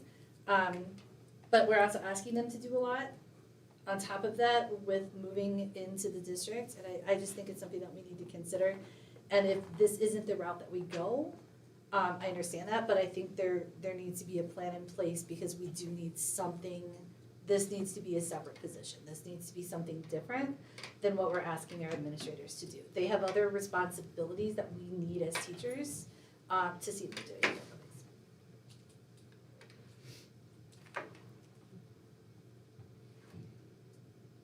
In point of clarification, you still have the athletic director title. I don't, that's a question for Kate. I That's mean, where I don't think we have enough information. So Mr. Hayman would still be the person who is the point person, but the amount of time and energy he's gonna be spending on it is going to be significantly less. So one way or another, if we have to hire someone to support that, then and to be competitive, I mean, families want to be able to have activities and athletics. We are already spending significantly less than a regular district school, and you know, there's always more and more pull for additional support. I mean, if this contract does not pass, then we will likely still have to hire somebody. And, just hiring a clerk is not going to be able to provide that level of service. So, I I think that this is a good opportunity for us. If the board would like us to go in another direction, then we can certainly do that. I am not convinced it's gonna be less expensive. So if that's the concern, I don't know if this will get us something less expensive. Brian? My concern is, so at 70,000, we're gonna think benefits, so let's take soft 15,000, so we're looking at what, 55,000 to pay someone for a teacher? And I'm not sure, I don't think our starting wage is much there for a first year, close across. So it's like, how are we gonna do it? Steve, with all those people coming in, I would like to make sure, and I hate to be shaking hands, kissing babies. He needs to be in there, the teachers need the support. We're gonna have many more students, and we need representation. A good job, yeah, we're gonna need a good job. I don't think we have, in a perfect world, yeah, we'd have parents step up or someone that could do it. Steve, sounds like he's wrapping about 50% of his time to do that, which is gonna burn out. And then, again, he's still not being freed from those responsibilities. Again, he's gonna be our point person here, so there's still that. It's just taking care of some of those other things. And Jen, I think you bring up a good point. Middle school, I mean, Christ, I think we had close to 1,200, but it was 3 to 4. 3 guidance counselors, we had 4 or 5 behavior specialists, and we're asking Steve and I think Robbie takes care of everything else. And 1 guidance counselor. And so, I mean, we're already kind of running a skimp there. So when we start talking teacher levels, who's coming in for 55? I'll be honest with you, there's not many districts paying 55 for a teacher and that are gonna do it. And that's where my stress is. And then if it can free Steve up or free the kids up or check in. And again, being a coach and having to set up some of this stuff, it's a nightmare. It's not fun. Try to schedule, try to get reps. You get a weather delay, a cancellation, a bus cancels. And now you gotta pull off everything you're doing for that meet today. Hell, Eastridge, quite often, buses canceled the morning of. Now parents are on a scramble. And so I'd rather have our resources in the building available for the buildings to promote the science and stuff and the math and the music and support our teachers and our students that way. Let someone lay in the background to try to develop. And I was thinking about a wedding. In a wedding, how often is the family serving? Or is there always someone else that's trying to make it good for everyone? So that's kind of trying to set, and I agree. I mean, 70,000 is a lot of money. But does it help us with who we're trying to serve with our students immediately, local and immediately?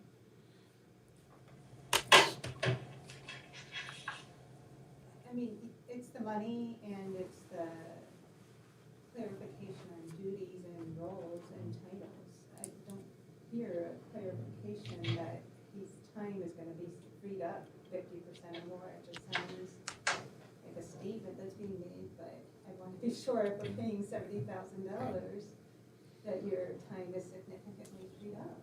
Otherwise, I wanna hire somebody for $70,000. So an administrator is always gonna have to supervise whoever we hire. So if we hire somebody at that price point, they are still gonna need an administrator. Steve's still gonna have the same situation, same amount of work. Because whether it's Polar or we get somebody that's $50,000 a year athletic director, $55,000 a year athletic director, which is gonna be pretty bargain basement, they're gonna need a lot of support. So, I don't know that the idea that it's gonna, either way, there's gonna be, Steve's still gonna have some responsibility, because he's gonna need to supervise them. To hire an athletic director that would operate completely, I don't don't wanna say autonomously, because nobody really is autonomous, but much much more more self-directed. self-directed. That That is gonna cost us like $100,000 a year. We We are gonna need to, I mean, Steve will still need to manage and supervise if we if we hire an outside person, or if we use Polar Athletics. Because Because we will not be able to afford someone who can act relatively autonomously. That's It's just just not gonna be in the budget. And Leanne, to answer your question too, and I completely see where you're coming from, totally. What Polar Athletic Group will do is take away some of the during the day activity scheduling, athletic scheduling that I need to do during the day, so that I can get more into classrooms and support our teachers and be more of an instructional leader as well as a student support person, as well as being visible and putting out the fires that come daily life of my job, which I love. I can't get enough of it. And activities are near and dear to my heart. I want to see, we're adding our own boys and girls soccer next year. We're adding boys volleyball next year. We're adding more middle school programs now too, that we will have facilities so that we can actually have middle school teams and games and things like that. And we will still need, like I said before, and I apologize if I'm being repetitive, we'll still need a point person here. We will still need a point person here, and I'm happy to do that. In fact, I would embrace that. But that point person often will be after school, that type of thing. The logistical, scheduling, remote stuff that a lot of my day is spent on, answering those phone calls from the other ADs or from bus companies or refs or things like that, that'll free up my day. So that I can be more visible in the classrooms. And that's kind of where I feel that Polar can be a huge benefit to us, because then I will still feel like I'm invested in this, because I feel like we've done a phenomenal job the last 5 years building and the offerings that we have for our kids. And that's all I want to do, is just provide as many opportunities for our kids as possible. So I guess the title piece, I don't have the contract in front of me, so I don't know what's written down. I'm here just to answer questions and stuff. But that aspect is, that's where I think that day-to-day, middle of the day stuff, where I can be in the classrooms, that's where they're gonna take a whole lot off of my plate. When I look at the chart, kind of what you've said, Steve, when I look at this and all of the different pieces that they're saying that they will do, it looks like the majority is them, the responsibility is on them, and then for Steve or whoever, the A is for the accountability, it's just the signing off on. So it's them doing all the stuff and then sending that to Steve saying, this is what we've scheduled, this is their busing, this is whatever. And Steve just says, thank you very much, and signs off on it. So it does decrease those responsibilities, is how I'm reading that chart. That it looks like he's just more accountable to being in the know and signing off on things versus doing the actual scheduling, and then also being here in case there's emergency with kids or kid behaviors after school with sports, kind of like you're doing now. If there's like we always have to have some sort of admin. Yeah, we have an on site admin on site for every as school home policy. event. But that's kind of how I'm interpreting that. Go ahead. Just clarification, Leanne, twice you said for a title. So do we need to have someone that's titled athletic director on site? Is that what you're getting at with the title piece? Yeah, because the way it's described, he's still. Well, he'd retaining probably the serve title of middle athletic. school principal and athletic director. For $70,000, most of their functions, and it's not easy, Right. is administrative and can be done off-site. Is that the best value when we have some significant budget issues to resolve in the next few months, and this doesn't need to be decided until June? So one thing, oops, I'm sorry. Oh, that's okay. And my question or Go my ahead. comment? Can I comment? So, Yeah. I'm just wondering with the title, I mean, I don't think that you were hired to be this, I mean, you come with about probably 16 different hats that you wear, I'm guessing. Sure. You give or take, I mean, there's so many things you're asked to do, Yeah. right? So, in the structure of what administrators do, I would assume that if it was pushed to be activity point person or contact person, Or oversee of oversight, activities. and that Yeah. would be certainly. I don't know, again, Right. that's, That's just kind of descriptive of one of the many things I think that administrators do during the day. And that's just to apply that this happens to be in Steve's area as opposed to the Lee-Twos or anyone else on staff. Mary? Yeah, so one of the benefits I see here, and this is because I sit on the finance committee, and I see a lot of our athletics tend to run negative in some of them. And it happens. I see a benefit to having them because they will create budgets, that also means that they will create student activity fees that are going to probably be higher, I'm guessing, that will be more in line with an Eastridge or a Woodbury High School, or Stillwater High School. So I can anticipate that we're going to see some maybe realistic budgets that we haven't had, or because they bring that expertise, and so I see that as a benefit. Big enough benefit to justify 70,000, okay, maybe. But here's what I am not comfortable with. I am not comfortable with the language in this contract with the exhibits that we have heard, well, that doesn't apply to us, or that doesn't apply to us, or they're not going to do this 6-month thing.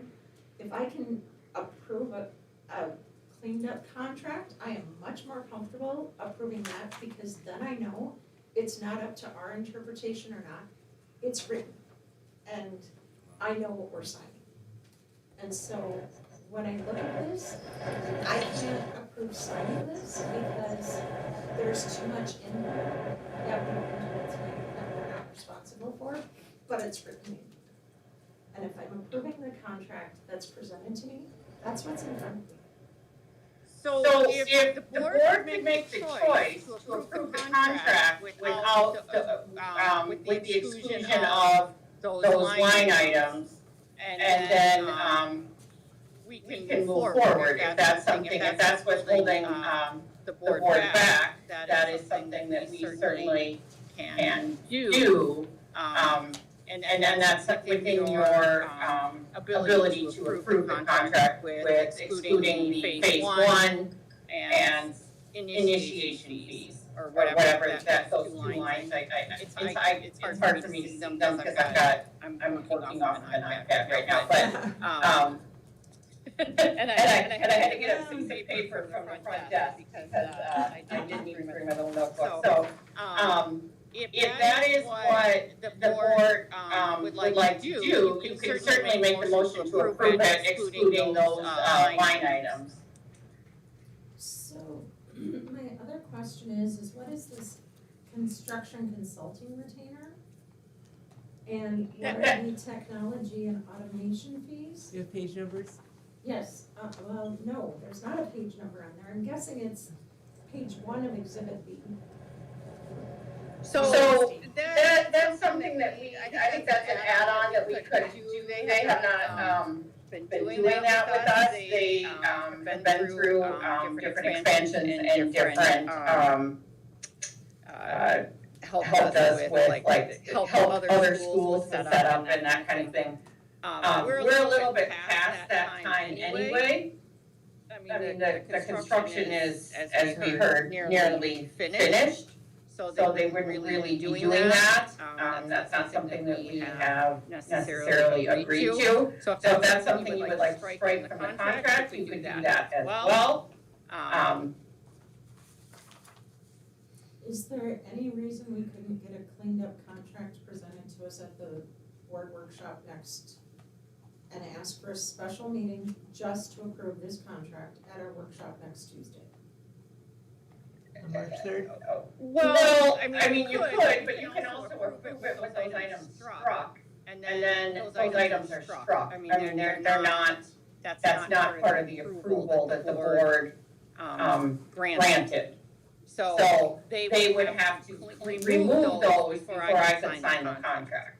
So if that's the approval that the board gives, then they would have to remove those items prior to me being authorized to sign the contract.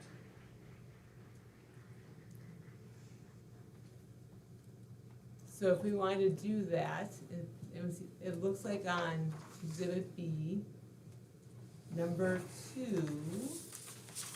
the one-time implementation and consulting fees, those are things that we'd want to strike. Is that what I'm hearing? And then also up at the top, we would need to strike 1.1, because that's a 6-month covering the remainder of the academic school year, Okay. which we're not doing. That's And paid. if I'm understanding, it would be 1.2 and 1.3 as well. Right, Mary? Did I understand you correctly? So we would strike 1.1. Yep. We would keep 1.2, but we would we would change it so that it would be beginning July 1st. Okay. Is the 24-month period something that we are comfortable with? Is this If a my 2-year? question is if Steve goes forward and says, wait a second, I'm doing just as much work on athletics 6 months into this, and we're stuck in a 24-month contract, that's another $105,000. Because it's 35 and then So 70. you You can, we can terminate this agreement on page 2 by either party with 30 days notice. Okay. I missed that, thank you. So yes, strike 1.1, change the wording of 1.2, so beginning July 1st, 2026. I'm sorry, what page are you on again? Same one, Exhibit B. Exhibit B. 16. Sorry, I have it written down too. Yeah, way down there, okay. The technology fee, and what kind of hardware is this? well, Well, the technology fee is included in that 5809, so I think we do probably need to maintain that. Well, this is saying in addition to the service fees, Which What item are you looking at? 1.3 under Exhibit B.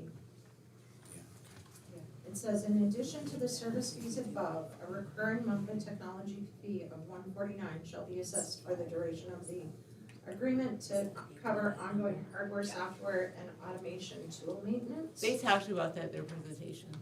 They said there was a fee, add-on fee, you mentioned that. That's just- Okay. Mary, in 1.2, at the end of 1.2, it says a monthly fee of $5,660. Mhm. If you add 149 to that, you'll get the 5,000.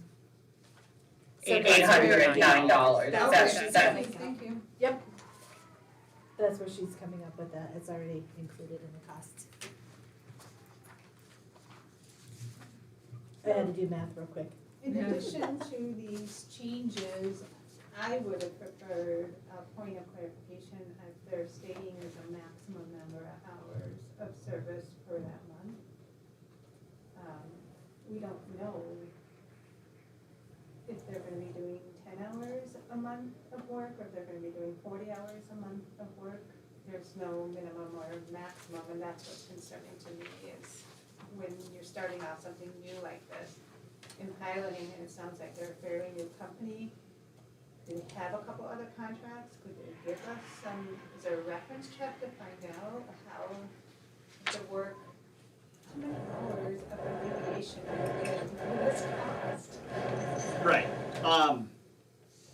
you're right, they are a brand new company. They have, I do not know if they are in contract with other schools at this point, they have not shared that with me, I haven't asked. That's from Kate's school. That's something with the, Kate's, hotel. What was shared with me by with Ben and Chris, is that they will, once the contract's signed, they will do whatever is needed to be done. I don't know if they never presented it to me as in terms of number of hours. They presented it to me as, we will take over your scheduling, we will take over facilities management, we will take over officials, we will take over scheduling, all of those types of things. In terms of hours, I don't know. Because I asked at the last meeting, you know I'm quite involved in our robotics Yep. program that doesn't have a lot of support.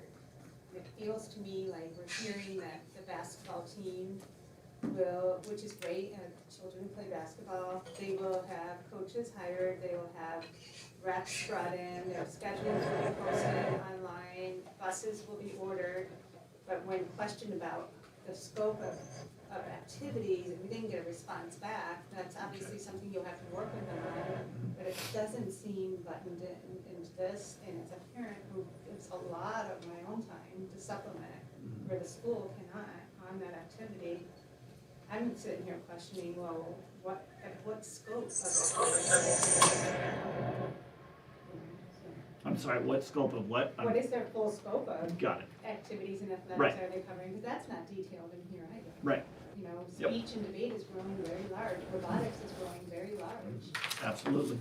It's becoming burdensome, I imagine, on Mr. Brunchild, Mr. Langstaff, and whoever is supporting speech and debate. Yep. Are those activities covered? You know, and that's what I'm like, what are we getting? What's our best Sure. value here?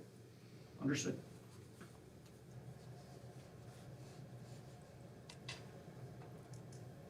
So then, going back to the payment schedule, on page 2, also under Exhibit B, we are striking that phase 1. Correct? Yep. Okay. I just want to make sure that that's on record. It's on my And I don't have the page flagged, but at some point I do recall reading that they had the ability to use our facilities if they needed for other activities, meaning, I'm guessing if they're coordinating a tournament somewhere and they needed, are we going to receive rental income then? Yes, if that is going forward. Now, I know there's some, we haven't clarified that as far as what, just because we gotta figure out what we need first. Our school obviously will have, our activities will have priority for all of those things, so.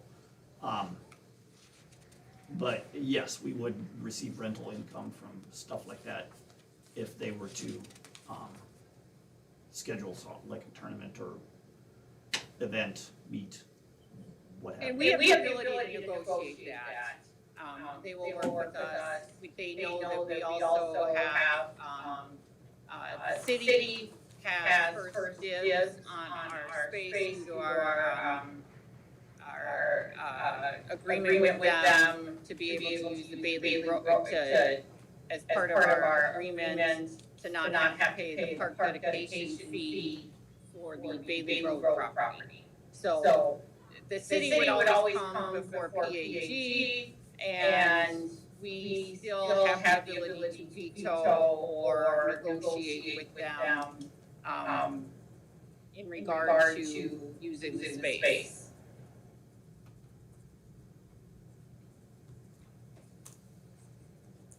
And is it specifically for the MHSL activities only? I'm sorry, Leanne, I can't Is quite it hear you. specifically, MHSL activities and athletics only? No, I think that could cover other activities. So Yeah. that's, Yeah.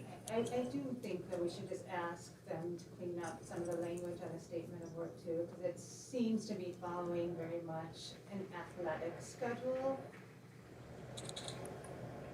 I would want more detail, if I were you, right, about which activities they're covering and supporting, and if there's a maximum number of hours.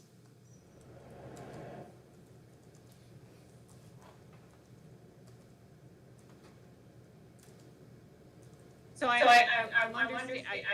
I'm sorry, I think the microphone's a little bit far from you, Leanne. So you're asking, is there like a maximum amount of time that they could use our facilities? Is that what you're asking? What's with the monthly fee, is there a maximum number of hours that they would be offering to support? Because it sounds like they may have 1 to 3 staff who can support. What's the equivalency? Is that an equivalency of 1 FTE in their mind? I mean, typically contracts have some equivalency of FTE if we're building them as a supplement to your work. And or deciding to not contract and build another FTE as a complement to our staffing, then I think we need more FTE supplemental language and more clarity about which activities they're covering. Because some of your work is split with others, and I'm sure they're gonna be questioning which of their work is covered or not. And so this contract can help, is the point, I think, where additional planning can be done, which would help also the planning of the future state of the expansion of the school and everybody's roles. Steve, do you want to answer that? Because it was cutting out a little bit, I couldn't quite hear the whole thing. So do you want to answer that? Basically, what Leanne's saying is more clarification on the maximum number of hours that PAG would provide us. That's one question. What's the maximum number of hours that they would, because I know they have 1 to, like she said, 1 to 3 employees. I don't know, and that's, again, something that can be clarified. I don't know what the maximum, I don't know if there is a maximum. That was never presented in the way that. Yeah, and the other thing is if they're not meeting, our expectations, if we are not feeling like we're getting value from this, that would be cause for termination of the contract. So if we enter this contract and we are not getting the level of service that we expect, and they're not able to provide us with that, and Mr. Heyman hasn't gotten a reduced amount of time that he's spending on that, then we would certainly move towards terminating the contract.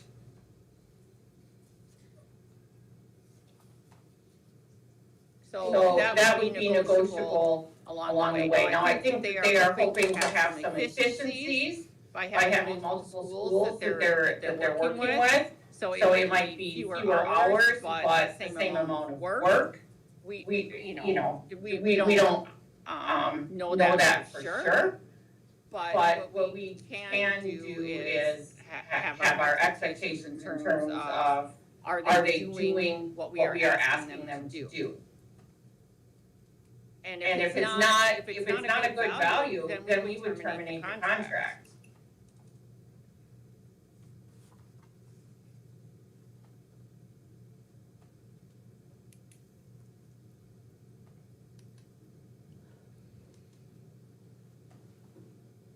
So it sounds like there are some questions that we have, but they're concrete items that we know we want to strike from the contract.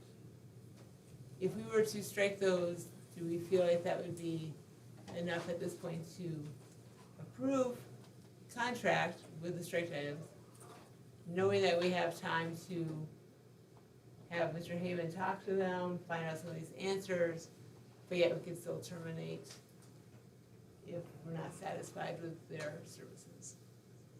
That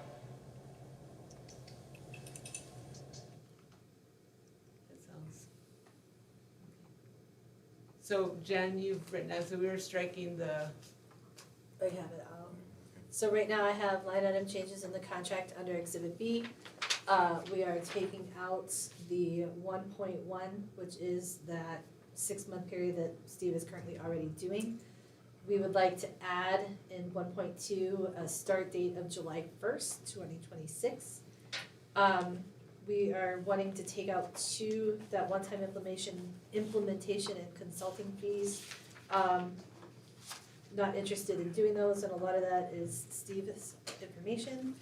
And then on page 2 of Exhibit B, looking at that phase 1, again, we would like that excluded from the contract because again, it's referencing things that we're not needing.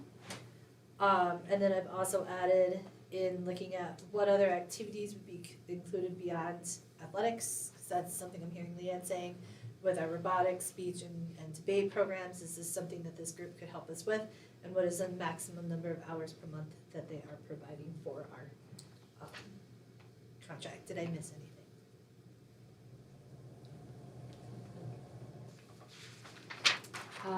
Do we need to amend our motion then? To- Yes. Yes. to- Yeah. Okay, You can just say, you can just ask Brian, to move to approve Polar Athletic contracts with the discussed amendments. okay. So Brian, are you comfortable with that, with approving this with the discussed amendments of striking and asking questions? Yes. Okay. Jen, are you comfortable with that? Yes. Any other further conversation? So with that amendment, we'll take a vote. So all in favor of passing this contract with Polar Athletics with the amendments we've discussed, all in favor, aye? Opposed? Abstained? I'm gonna have to go with abstain on this one. Okay. I don't like putting my name on a contract that's not All right, motion passes. So we will get those changed and you can find out some information. Sounds good. Okay. And just as a reminder, that everything we vote on, we have our opinions in it, but outside of today, we are one voice, one board. Right. Okay. All right, moving forward. Gosh. We're on to letter D. Thank you, Mr. Haven, for coming. Thank you. We appreciate it. Thank you, everyone. Appreciate it. All right, this one should be, Kate, you want to explain what D is quickly? So, MSBA, there are technical updates. I have an attached example. These are not updates that MSBA gives to change the language within policies. It just updates the references at the end. They are technical updates that the board can allow us just to make on policies that are in that section of technical updates. So they don't change any of the wording in the policies. It's legal to do that, but the board would need to vote to say that we could just make those updates as opposed to running them through governance every single time. If they have a legislative change, which changes the language in the policy, then it would come to the board. These are just the technical updates. So this is coming to the board to approve the ability of administration just to make the technical updates to policies, not changing actual language within the policy, but making those technical changes. Okay, so is there a motion to approve? That? Make a motion to approve the technical changes in policy. Giving administration the ability to just adopt those. And it gives the ability to, Adopt the technical change and to make the changes without going through governance. make that motion. Second? Can I just second the motion without saying it? Sure, you can. I'd be happy for you.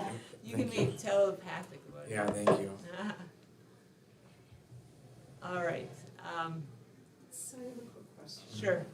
When I was reading, and this is where I got confused with policies, I think it's 613, the bullying one. I get it, 514. it's a technical change. When would these policies come back in front of the board? Because there is a new type of bullying that is getting a lot of attention right now, and it's called social bullying. It exists here. I'll be the first one to say it. It exists, I know firsthand it exists. It's something very different than what I grew up knowing bullying to be. it's very different from cyberbullying because it's not electronically tracked. It is literally icing a kid out or excluding them and intentionally excluding. If we approve this, how does that come back in front of the board or go back into governance so that we make sure that that's part of our bullying language? And that's part of our bullying policy. So our bullying policy, well, first of all, that's not, that you could always request that the governance committee reviews the policy and considers updates. That's something that the board could always do. This is not what we're asking for. The policies would still come up, without a request, they come up every 3 years, except for there are some that we have to review annually. But the bulk of the policies are reviewed every 3 years. If there was a reason or a request to change something, we can always go back and do that. Our policies right now are aligned to statute, so we have to be careful about changing those, but that's not what this agenda item is about right now. Does that answer your question, Mary, though? So every 3 years? Right. And you could always bring it up. Or by request. Or by request, yeah. yes. And I do think, even if we're not having to do these policies through governance, when they come through, I think it's probably good practice to read them. So you know what's out there and you're just keeping your kind of minds fresh of the policy that's available and what it all means. So if, because on the bullying, it says that we reviewed it on February 24th tonight, does that mean that it goes up again until 2029? I mean, that's where I got confused on this one. Right, because I'm not because it seeing says we that. reviewed it tonight. That was in the governance meetings? Is that where you're looking at that? It was, Because it's not in our agenda. Yeah, it's in the governance. Okay, so in governance. it's under here, under 613, under here's updates, references, and resources. And it says reviewed February 24th, 2026. It wasn't in the consent agenda. That's correct. So That's that's a different item than what this discussion is involving, but these policies are aligned to statute. The statute changed recent, a few years back. I can't quote the year right now, that basically turned bullying into things that are malicious and sadistic or something. The language escapes me right now, but it's really pervasive. So what you're describing may or may not be bullying depending on the degree. It doesn't mean that sort of behavior could be allowed necessarily, but that's not what this agenda item is regarding. Right. So that policy, I believe, is scheduled to come to the board in March. So that's when that'll come, but it is aligned to statute. So if we are gonna go and change that, then we run the risk of becoming outside of legal compliance. But again, that's something we can talk about in regards to the governance committee or next month. But it's not related to this item that's before the board right now. So Brian, one of the frustrations I have had for the last 6 months is that we get a board packet and then changes come out in the board packet and they pull stuff. So I printed this whenever Emma sent to the board packet. What do you have in there? And I have 514. She's got 514. policy 514 and it says reviewed February 24th, but it's not showing on the agenda that's currently in front of us that I picked up over there. That's a good question, because I see in the governance that it's coming up for review. So my question is how does this fit? Because it's stated here February 24th, but it's not on the agenda that's at the door. Yeah, I don't. Correct, For review again. So if you look in the column, it says, board meeting, so the first three are for February. The next three are for March. So we meet every other month, and we prepare policies for 2 months. So those down below, are for March. That's what that first column means. But I know what you're saying. I think that's where I was confused. But then this shouldn't have tonight's date on it. Right. So Kate, So what that's where the Mary is confusion saying is she has a printed copy of 514 that was in the original agenda that was sent out, and she had printed it off, and then the agenda got changed, and now it's no longer on there, and not on the governance agenda, but on our board agenda. It was on the original board and it was it's in the. And so I don't know, I could look into that, I didn't. So that's why. Yeah, I don't. So I have- think that's where the Certification confusion is is. in there originally. So I think that's where the confusion's coming, Kate. So I really think that when a board packet comes out, it needs to be as a PDF and not changeable, so that we are looking at the right thing. Right, It's best practice for it to come out that way. I agree. Setting the agenda, I don't have any recollection of 514. So I'm wondering if it was there preemptively from the start of the year with policies that were kind of, I don't know.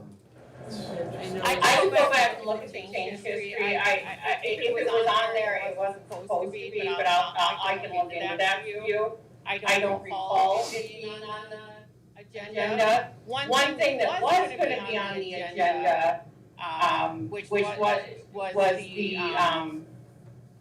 the procurement, the policy 721, that we don't have right now because we're expecting some significant changes to come this month. They were, since the governance committee looked at it, so instead of changing it right now, or approving it right now, when we know there's gonna be significant changes coming, we're holding that until we can have a chance to look at those significant changes. Because I know that there's been some talk about policy 721 and purchasing, and what we got in our notice from MSBA a few weeks ago was that the auditor is recommending some changes, which I believe are gonna be significant.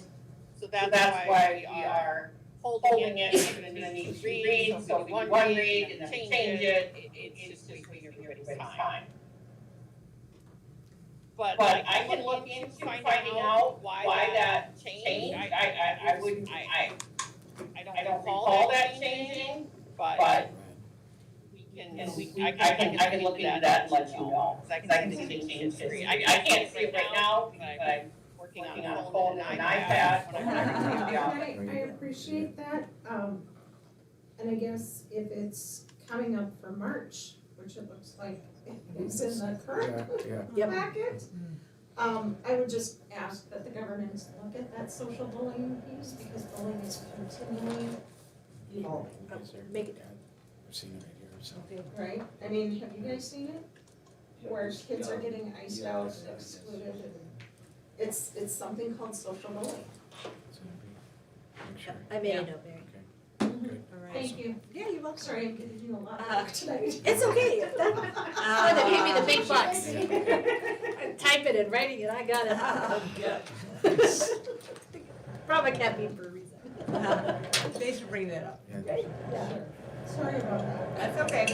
All right, so back to our motion. I think we're probably ready to vote. So the motion is, can you read us the motion back, Jen? Do you have it typed up? Yes, hold on, I gotta get to the right screen.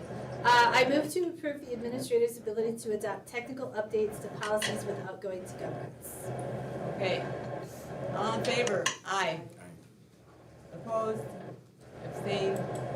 Motion passes. Okay, letter E. Do you want to talk to this, Justin, or does Kate want to, or? Yeah, happy to talk All about it. right, Justin. Yeah, so I think E and F kind of, Sure. Can you mute for right now? Because we're getting a lot of feedback right now, and it's really bad. I can mute Kate, or Kate can mute herself. There is a lot of staticky feedback on your side. She has muted herself, so. Beautiful. Thank Thank you. I you. want to hear this because I'm like, okay, this needs to hear. there you go. Yeah, no, so I think E and F do go together. We've spent a significant amount of time on it the last 6 weeks, I would say. And, you know, the goal that we have is to make sure we don't have all eggs in one basket. And so we've got multiple paths that could lead us to where we need to go. And we're gonna be pulling multiple paths until a path closes, and then we move, you know, to the ones that continue to work forward. And so one of our options is to continue exploring a merger, as long as that is still a viable option. There are some timeline components that make that an important one to act on with a degree of urgency, which we're doing. On Thursday, Kate and I have a meeting with IQS, which is the authorizer of CSU. We also have a meeting with our attorney, and I think that will be telling. One of the things that we've been looking at, there's a component of merger statute where if you have accepted charter school CSP, a federal CSP grant within the law, you can't merge for 5 years after accepting that. CSU was awarded a CSP grant, and so we had to spend some time figuring out, did they actually draw funds and did that count? The CSU rep was actually out of country on a vacation, and so it took us a while to get the answer to that. But we did get that answer this week, and they did not draw any funds.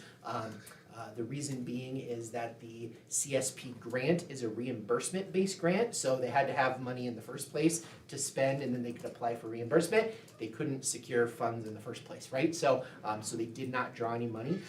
So we have a really good, I think, strategic conversation coming up on Thursday that should be telling about our next steps. The benefit to the merge is that, as is currently written in legislation, a merge simply needs to be approved by the authorizer. And so if the political climate right now at MDE is unfavorable to charters, as we've kind of discussed, getting that elementary expansion, while it's something we're pursuing and we do feel confident about, it might be our most straightforward pathway there, since it's an authorizer approval piece.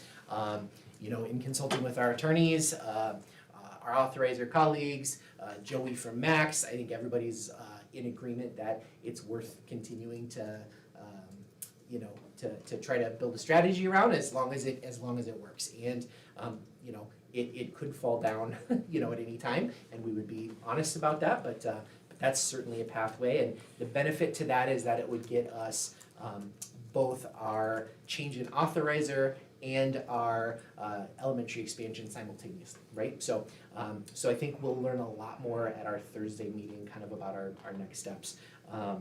So yeah, so that's kind of the merger side of it, and having kind of an approval to continue to pursue that is just going to be helpful to us so that we can get our ducks in a row. We have to have everything approved very quickly. There's a June 1st deadline to get components submitted to MDE for just, I don't even think it's approval, but they have to accept it. We have to get that to them by that particular date.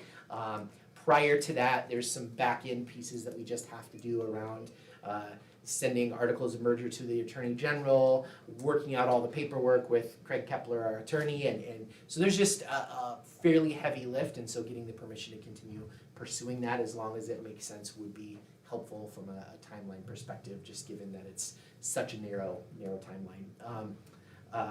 Helpful to talk about the change in authorizer at the same time, or should we keep going on merger? I'm happy to do. Let's do one at a time. Let's do one at a time, yeah. Perfect. So what questions do you have about merger? Happy to. Well, let's take the motion first. Oh, yes, So that's okay, so we need a motion to approve, how'd you phrase that again? CSU. CSU, but approve that we can go forward with the next steps of, how do I word this, what's the word here? With continue pursuing the. To approve and draft the article of merger. So we need the board to approve going forward with the articles of merger. Okay. We're approving the articles in the merger without yet knowing if IQS, because they're named in the articles in the merger, without yet knowing if they want to be our authorizer? IQS, in this case, with the merger, they are CSU's authorizer. And because they are CSU's authorizer, the merger, they just take us. They don't have. They don't have to, I mean, they have to rewrite a contract. And we've. They have to rewrite the contract, contract, but they don't, they, in IQS's understanding of this, they they don't don't really really have a role in approving or not approving the merger. They They have to write a contract for us, but they also wanna know that our, before they will continue to keep going down this road, they wanna know that our board supports it, it's not just Justin and I going rogue. So we need a board, we need board support for moving forward with the merger. This does not make us merge. There's other steps that have to happen, but we need to have the board's approval to move forward in order to get to those next steps. So what are If we that moving, makes sense. yeah, what are we moving forward to do exactly? So We're Kate, moving forward to continue to pursue the merger. So These are the draft articles that we would be using, so that you're aware of what the paperwork and all of that we are looking at moving forward. So yes, you had a chance to look at those, so those would be in use and they would be presented, signed, but nothing would happen as far as the actual merger without our approval. So this is approving the first step of getting there. It's like, here's our articles, let's see if they work and if. Yeah, I think we need to really pare this down, what we're approving, because I don't wanna, I mean, it's a major board decision, and I don't want to give too much authority without fully understanding what we're approving. So the first step, that we would be making a motion to approve pursuit with the, whatever office of the state on the, that two entities would begin to draw their papers on a merger as an entity. What office of the state is it? It's Attorney General's office that we would do that with, yeah. So I think right now, what you were saying is we would be approving, you said, our ability to move forward to pursue a merger with CSU using these draft articles of merger. And it needs to be contingent on. Contingent on. On those items 1 through 3, so that, if there were a problem, we would just return to what we are right now. But there will be more work after this. This does not make us merge. These are draft documents. We just need approval that we are in agreement that we can continue to pursue this merger contingent on those 3 items. How about we can continue to enter into negotiations for the merger, because that's effectively what we're doing. We're saying we agree that you can go, Kate, and negotiate with CSU, the director and board, on these terms as outlined in this draft. Yes. Right, that's what it says, because the number 1, this would all be approved contingent on those successful negotiations. So. So the board would have to approve, like renegotiate something. We would still need to come back to the board to approve what we negotiated, but I need permission to negotiate. That makes sense. So I have a question. Go ahead, Mary. On the plan of merger by and between Math and Science Academy and CSU Environmental School, which is the 3rd document down, the effective date of this is July 1, 2026. I have 2 questions for you. one, it says the registered office address for Math and Science Academy, effective on and or from and after the effective date, is this location. But we heard earlier tonight that it looks like we will be able to take occupancy of our new location in May and start moving things over there. So doesn't it make sense to have that address Kate, listed in our articles of incorporation? In the plan for a merger? We can change that when we do the final documents. These are draft documents, Right, so, I'm just saying right now, our registered, our official, what they did was they changed, because our official address up until currently, our official address in our Secretary of State filings is the home address of Demetrius Hilton in 1998. It's like, I don't know, on Huron Street somewhere, I don't know, I have to go back and pull the document. So if we want it to be 9025 Bailey, that's fine too. We have a lot of documents that show 8430 as our official address, which we will still be maintaining the building and receiving mail there and collecting mail from this current location. So if we want to change that, we certainly can, but that's not, this is not a final document. Okay. I would be more comfortable having that change made first off. My second question is, with the July 1st, 2026. Are we in discussion or No, we're not. We're not. First. We're not, Yeah, we're we not. haven't even made a motion yet. I thought we had Okay. a motion. Yeah. Let's make the motion. So the motion that I have, or Caitlin and I have written down is I move to approve the articles of the merger with SISU contingent on the attached items, which are the articles. Would that, Does that work, Kate? Yep. Does that give you, I think we need to say we approve pursuing a merger with CSU. so I move to approve the articles, which are what we have. Do you want it to be more, I approve? One that I think you can say the draft articles, because that way then they still says draft. Right, because they're That not. means they would need to come back. Of the merger of CSU contingent on the attached items, which is, Is that And I right? think those three are, Yeah. are But the authority we're giving is to negotiate. Right, so we need to Right. give, Draft. Right, we need to Yep. give the draft. authority, so, I didn't hear you say negotiate, sorry. so does that need to be and there now? that's one of the three contingencies that are listed there. Item Right. 1, 2, and 3. Number 1 is contingent on successful bids.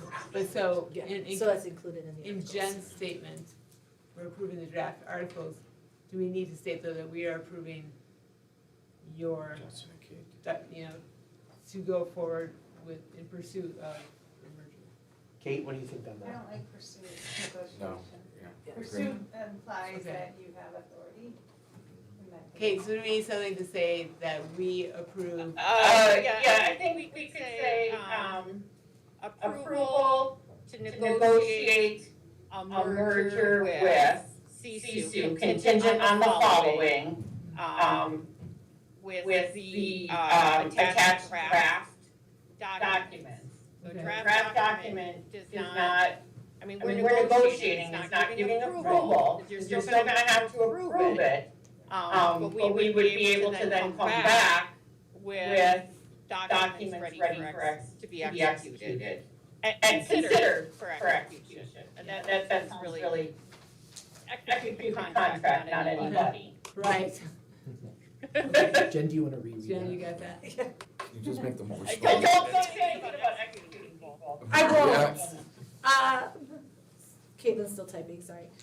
So I move to approve the negotiation, of a merger with SISU contingent on the draft articles, is kind of what we have.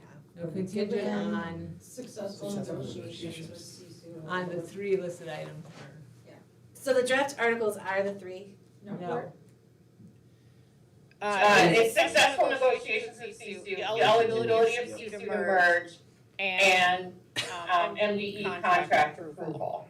Okay, but those are the articles, right? And that's what we have in here, we just didn't list off all three no, articles. those are not the articles. There's Item- six Item things 4, 5, under and item 6, E, there's so. there's linked drafts. So, So, I have two. contingent on, I have no idea what you guys are saying right now, sorry. So the I three think I should contingencies. say, It's too many words, like. approval to negotiate a merger with CSU contingent on items E1 through E6.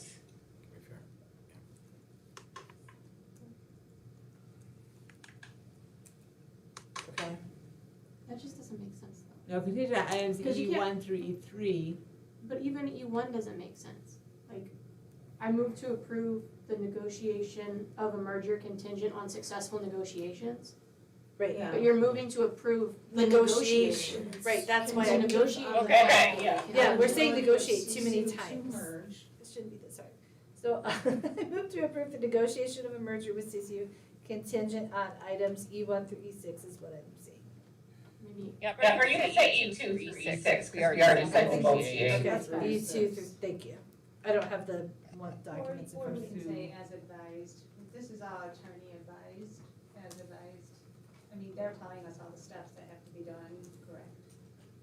So. You're doing. To pursue the we're- next steps of a merger. Yeah. Would that I be- don't know that we wanna use pursue. Okay. No. To negotiate. to next- yeah. To negotiate a To merger. move forward with the next steps. Where do you? I don't know. Okay, so we have, I move to approve the negotiation of a merger with CSU contingent on items E2 through E6, Yes. Period. period. Okay. Period. Are we good? Period, done. I make that motion. Good work. Thank you. Now I can. Now I'm ask- Now, Mary, with that mindset, your framework, what's your question? I fell asleep, I have not had enough caffeine, unless I was way too short. So, question for you. Effective date of July 1st. I'm gonna, this is just a risk I see us facing with this. It doesn't help that I listen to all the different ways that things are coming under microscopes at the state every day.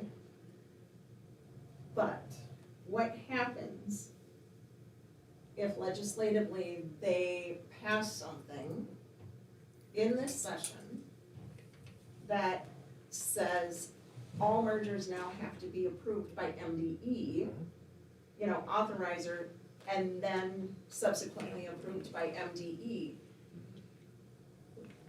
July 1st is the new session, or the new year, and anything that passed in this session before May 20th or whatever that date is this year, would take effect July 1st. So am So there's a couple I of, understanding that we yeah. have a risk of this? So there's a couple of, I think, relevant points to answer the question. The first one is July 1st is the statutory deadline for the merger. So that's a date that's given to us. We don't have a lot of say around that. The second thing is that typically we've been advised that legislation like this that's passed in this cycle begins on an August 1st date.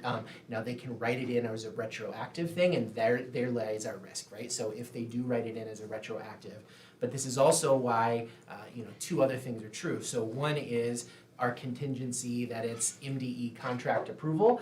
We have that written as a kind of contingency so that if that does not happen and if they do change the legislation, we've got that exit, we're not sunk into it. Thank you, that's. Yep, and then the second thing that's true is that we are simultaneously proceeding with our change in authorizer process and the expansion affidavit process with the new authorizers at exactly the same time. So we're doing all of them at the same time in case one of them falls apart somewhere along the pathway. We have backup plans in place, if that makes sense. So, yeah, to minimize our risk. Because it would not surprise me at all with the target that Minnesota has on its back from the federal level and the microscope that we are on. Yep. That this gets looked at 5 different ways from Sunday and is looked at and said, Yep. no, Yep. we said no and you went around us and we're gonna say no Yep. again. And these are absolutely relevant conversations, and you're right to ask that question. These are conversations we've had in many spaces over the last 2 months exploring that exact reality. There is a risk. It is undoubtable that is true, and that's why we want to have the backup plans in place as well. So we still, every one of our wise counselors on this still thinks that it's a worthwhile addition as a part of our strategy, because there, as written right now, there is a reasonable chance that this will work. But we don't want to put all our eggs in that one basket either. We want to have some backup plans in place too. So. And then my other question, and this is just to bring the rest of the board, because they didn't have the opportunity, well, they had the opportunity, but they didn't join us walking this morning. As I look at surviving company and merging company, and I know that we have bondholders out there, how does that work with our bondholders? Because CC would technically be the surviving company according to these documents. And with that being said, is there any risk with our bondholders right now? No. Oh, sorry. Okay. Kate knew the answer to that one. She was ready to go. I asked that exact question, and the way Craig Kepler described it to me, and he's done every merger in the state, he believes, at this point, charter schools, he described it as two pieces of Legos, just clicking together, whatever we have, it just goes there. Our building company, all of it just becomes one. So CSU has to be the surviving company, but we would still be Math and Science Academy. It just has to go in order, because we can't merge, CSU can't merge into SAM, because SAM is dissolving. We have to go the other way, but there is no risk. Because I asked that exact question, because that was my concern as well, and that's how Craig described it. If we got to the point where we were doing, the merger was going through, and that's what we were gonna do, we could certainly have Craig come and talk us through these documents for the final, following negotiations and all of that before we do the final sign-off. So then, do we need to go through and put through new articles of incorporation and assumed name and file new EIN numbers and all of that fun stuff as well? I don't know, but that's, those are details that we would have to work through. My guess is we can still maintain those, because I do not believe CSU has those, because they have never paid anybody, or paid for anything. But we could figure that out, but I don't think that would be a major hurdle for us. I would have thought they would have had to have at least registered their name with the state. Yes, they have registered their name. So they've done We would change the name in the merger, that's what one of these documents is. I can't remember which one it is, but I can't open them up. So the name in the merger would become Math and Science Academy. That would be the final name of the merged entity. Can we trademark that so nobody else can? Well, the one thing that we are doing is dropping, because our registered legal name is Minnesota Math and Science Academy. We never use the Minnesota, so we would drop it because it causes us lots of problems with the other Minnesota Math and Science Academy. So, that's a detail that we will work out. And I would just kind of add, this meeting that we have on Thursday, I think will be a fairly telling meeting as to the viability of this plan. So I think that we're meeting with the head of IQS, we're meeting with our attorney. I do think that this meeting is the meeting that we've kind of been waiting for to kind of see, is this something that all the stakeholders are on board with? So I would anticipate some greater clarity at this week. Would you agree with that, Kate? Yes, I think by the time we have our next work session, we have a pretty good idea as to whether or not this is going to be a viable option. And certainly by the March board meeting, we would know. So whenever you're done, I have a question. Leanne. On the point of the CSP grant, which is the Charter School Program Grant, which is a federal grant passed through to the state. CSU accepted the grant but did not spend down. So we feel there's less risk because it's one of the explicit items that said could prohibit a merger. Yeah. Right? So there's less risk because they didn't actually draw any funds down. But there's still a compliance risk that the state is going to be, because they're under heightened scrutiny with the federal partners and pass-through dollars right now. So it's not minimized risk. I agree with that, yeah, so, Lori Schrader from IQS, has been reaching out to MDE, to get further clarity on their side of things, but, I do agree that I would never say that there's no risk on this side of it. It exists, you know, but the other point, was I gonna also mention to that? I just had another thought, and it fell out of my head. I apologize. While you think about that, Please, yes. can I ask a question? Yes. A piece of clarification. Is the CSP grant, is that a federal grant, federal monies or state Yes. monies? Thank you, you triggered what I was gonna say, so Because- that's federal, but it's Okay. executed at the state level. So there's been 2 federal CSP grants, 2017 and 2022. They each last for 5 years, and CSU happened to get it in that like transition season, and so the other schools that got it at that time, there was some funky stuff that we can't even fully understand. MDE got in trouble a little bit about how they were executing that transition. Guidance, so all this, every federal program that passed through states or counties, all of a sudden had to revisit all of their contracting Yep. and monitoring expectations because of that uniform guidance role. And so it's not just the spending, but it's the compliance with all and everything within the uniform guidance. Yep. And Craig Kepler provided us a lengthy email kind of describing the plain reading of the statute, and it does say upon receiving the funds or drawing down the funds, or there's something like that at which you don't become eligible. So the way that language was, he said, should be good as long as they didn't take any of the money. So we're waiting for double confirmation from MDE that they're also okay with that, but at this stage. Are we requesting a formal letter, or was there a formal declining on behalf of CSU? Did they formally decline the grant to the federal level? Because if it's still in that 5-year period and they never did that, the federal, there's an audit trigger that could happen, and the federal government may not have ever been notified that it wasn't used or that it was declined. And so are we requesting that they did that? I think we Evidence certainly that they could. did We that? haven't, and we have not requested that, but I think we certainly could.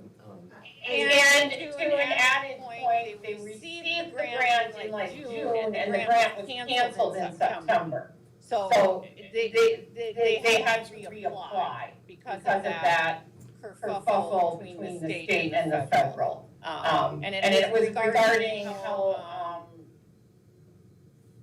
I can't name the specifics, but it had to do with how Minnesota does authorizing. The federal government was not happy with that. They did work it all out, but in that time period, they lost, the people that were awarded, really only were awarded for 3 months, and then that money was taken away and they had to reapply again. So she couldn't have, CSU couldn't have spent it after, I think it was,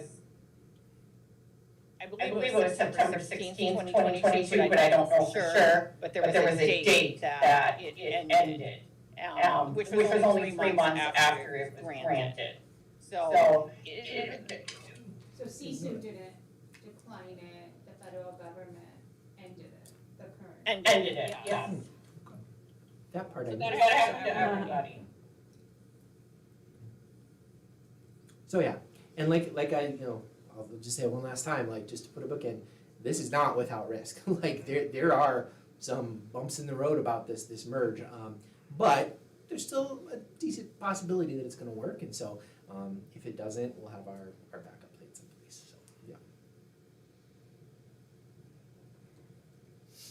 All right, are you ready to vote? Jen, you wanna read that to us again, the motion? I move to approve the negotiation of a merger with Sisu contingent on items 11, E2 to 11E6. All right. Good. Okay, all in favor of approving that motion? Aye. Opposed? Abstained? Motion passes. Which leads us to action item F, which is applying to authorizers, and we worked on that guiding form. And I know Kate's and everyone's gone back and gone through it. Here's basket number 2. Basket number 2, yeah. So what we did is we did a review of all of the authorizer websites. So that was step 1. So Kate, myself, Dr. Raymond, and Tammy Brooks, we all went through and reviewed all of the authorizers website. There was a kind of rubric that we followed, and we rated various components of it. And then the top 4 authorizers that were that emerged from that process, we set up meetings with. And so we've met with IQS, we've met with NEO, we met with the Charter Guild, and then we met with MOCA, so Minnesota Office of Charter Schools. And you know, I will name up front that I've had a horse that I prefer in this game, and that's been IQS. I've had a lot of experience with IQS over the years in my former school, and they are tremendous. They really do actively balance oversight with support. They really are champions for their schools, and they're also one of the largest authorizers. They have a lot of capacity, and they have a really, really good reputation in the charter sector, really good people. And so I was entering this, and I was going to be surprised if there was another authorizer that was as functional and supportive and capable as IQS was. And happily enough, I think we found another one with NEO. So I don't have as much experience with them, but our conversation with NEO was really tremendous. So they equally shared that oversight plus support mentality. They kind of have this philosophy of, they call it their philosophy of what can we do for you, right? And so they really view this kind of through that lens of service. They're also large, and so they have a very robust process as well, and a significant amount of support behind them. They also have a very favorable timeline. NEO has easily the best and most supportive timeline for us in terms of getting through the change in authorizer and moving forward with resubmitting the expansion affidavit. It's not due to NEO until September 1st. And so that buys us a significant amount of time. IQS is July 1st. IQS luckily does have language in their contract that says that date can be negotiated if there's some contingent circumstances. So we do have language that says we could make it beyond July 1st, but NEO's is very quick. So we feel really good about both of them. In meeting with our the Guild and MOCA, both of them basically said that given some of the complexity of what we need to have happen in terms of transferring authorizer, pursuing an expansion, they're just too small and they haven't had experience with that type of thing. Both of them said that IQS and NEO have plenty of experience with this kind of thing, and they would feel very comfortable with that. Both IQS and NEO have also iterated that too. We did find out with NEO something that nobody else that has been an advisor to us actually knew, and that is that there was an expansion that was approved this year, and it was a NEO school. So they were able to get one expansion through. To our knowledge, that's the only expansion that's been approved, and NEO was able to push that through. In meeting with IQS and NEO, the level of knowledge and experience that they brought forth about how a change in authorizer process works, how an expansion affidavit process works, it was very, very deep. They are confident, they've done this many times before. I think they have really good relationships at the state, and so both of these groups gave me a lot of confidence that they have the experience to help us get the ball across the finish line. So I feel really good about both. Again, our strategy is we're not going to just approve moving forward with one. We want to approve moving forward with both, so that we've got those backup plans in place. When we met with MDE, once we found out that Sam was dissolving as an authorizer, MDE also recommended applying for multiple authorizers, and so we're following their advice as well. So we would like to proceed with moving forward with both. Once we get that process through, we would then submit our expansion affidavit through the new authorizer, whichever one we choose. So that's that. Okay, so our motion on this one would be that we would approve to move for, or to apply to transfer to these two authorizers. We would apply to them both simultaneously and keep following those paths until a path ends, or a path resolves into your final goal. Would anyone like to make that motion to approve, to apply to transfer to these two authorizers? Because we can't talk until then. Right. So I approve to apply to transfer to the two IQS or NEO authorizers.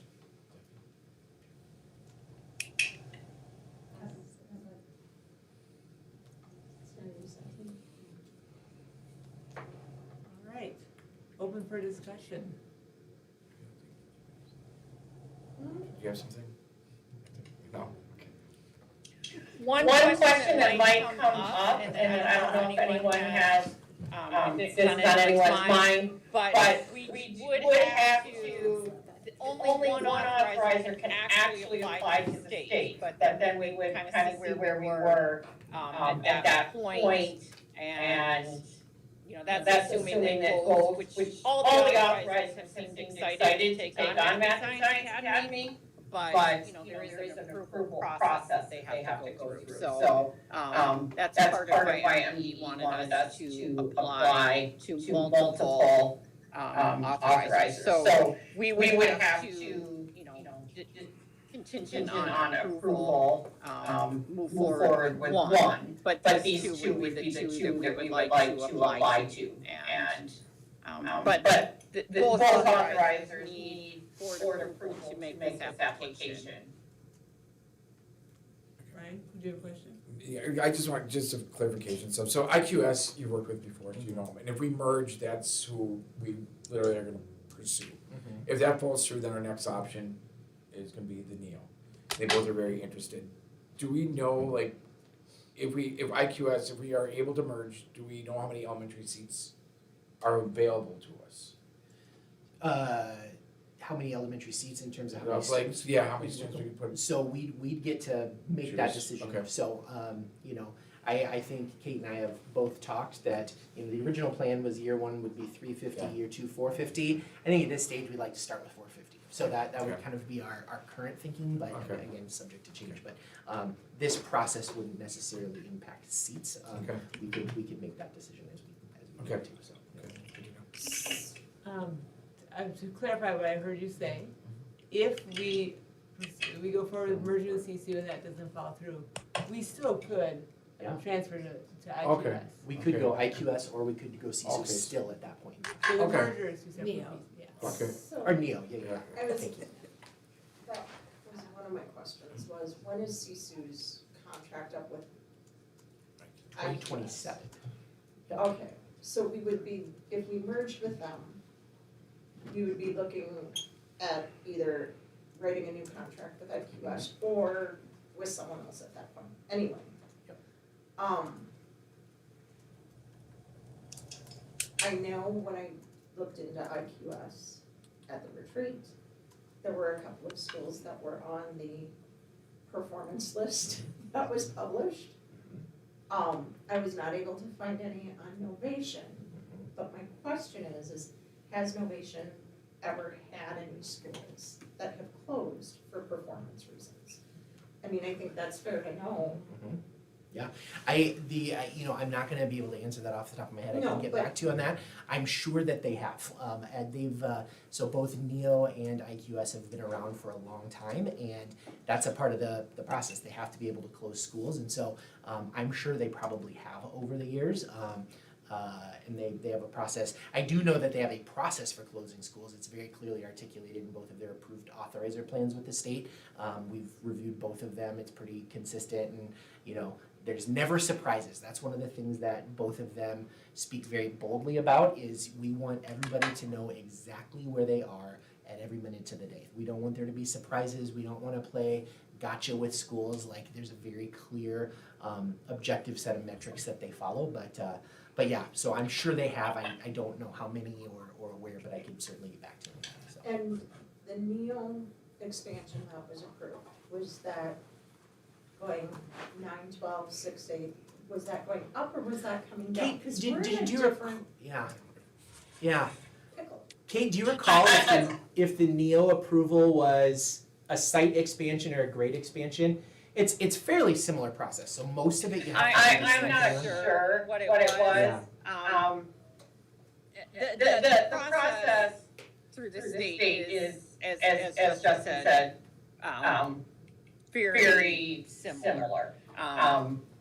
So I'm not sure. I think it's a Montessori school, but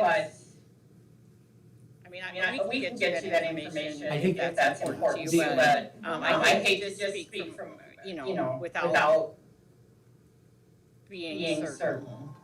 One of the things that is different as we look to expand is most schools start little and go up. We started up and we're looking to go down. And so I think that puts us under a bigger microscope as well. So that's why I'm curious to know what their expansion was that was approved. Yep. I'd like to say I have hope, knowing that they successfully got one through. But I want to temper that hope. Yep.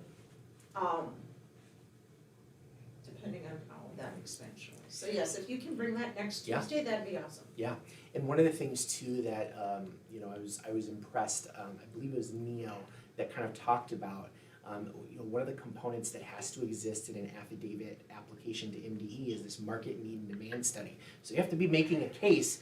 Why do we need this new school, right? And just the strategic way with which they were talking about how we make that case and how we support schools. I mean, it was a very, very thoughtful approach to that, and also both of them said our case at MSA is pretty darn airtight. It's hard for anybody to argue with why this need exists, and so it's a pretty easy story to tell.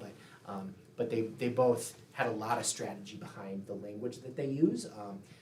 And it was abundantly clear that they've had plenty of experience with negotiating with MDE, and they know how to say it in a way that MDE likes to hear it. So, yeah.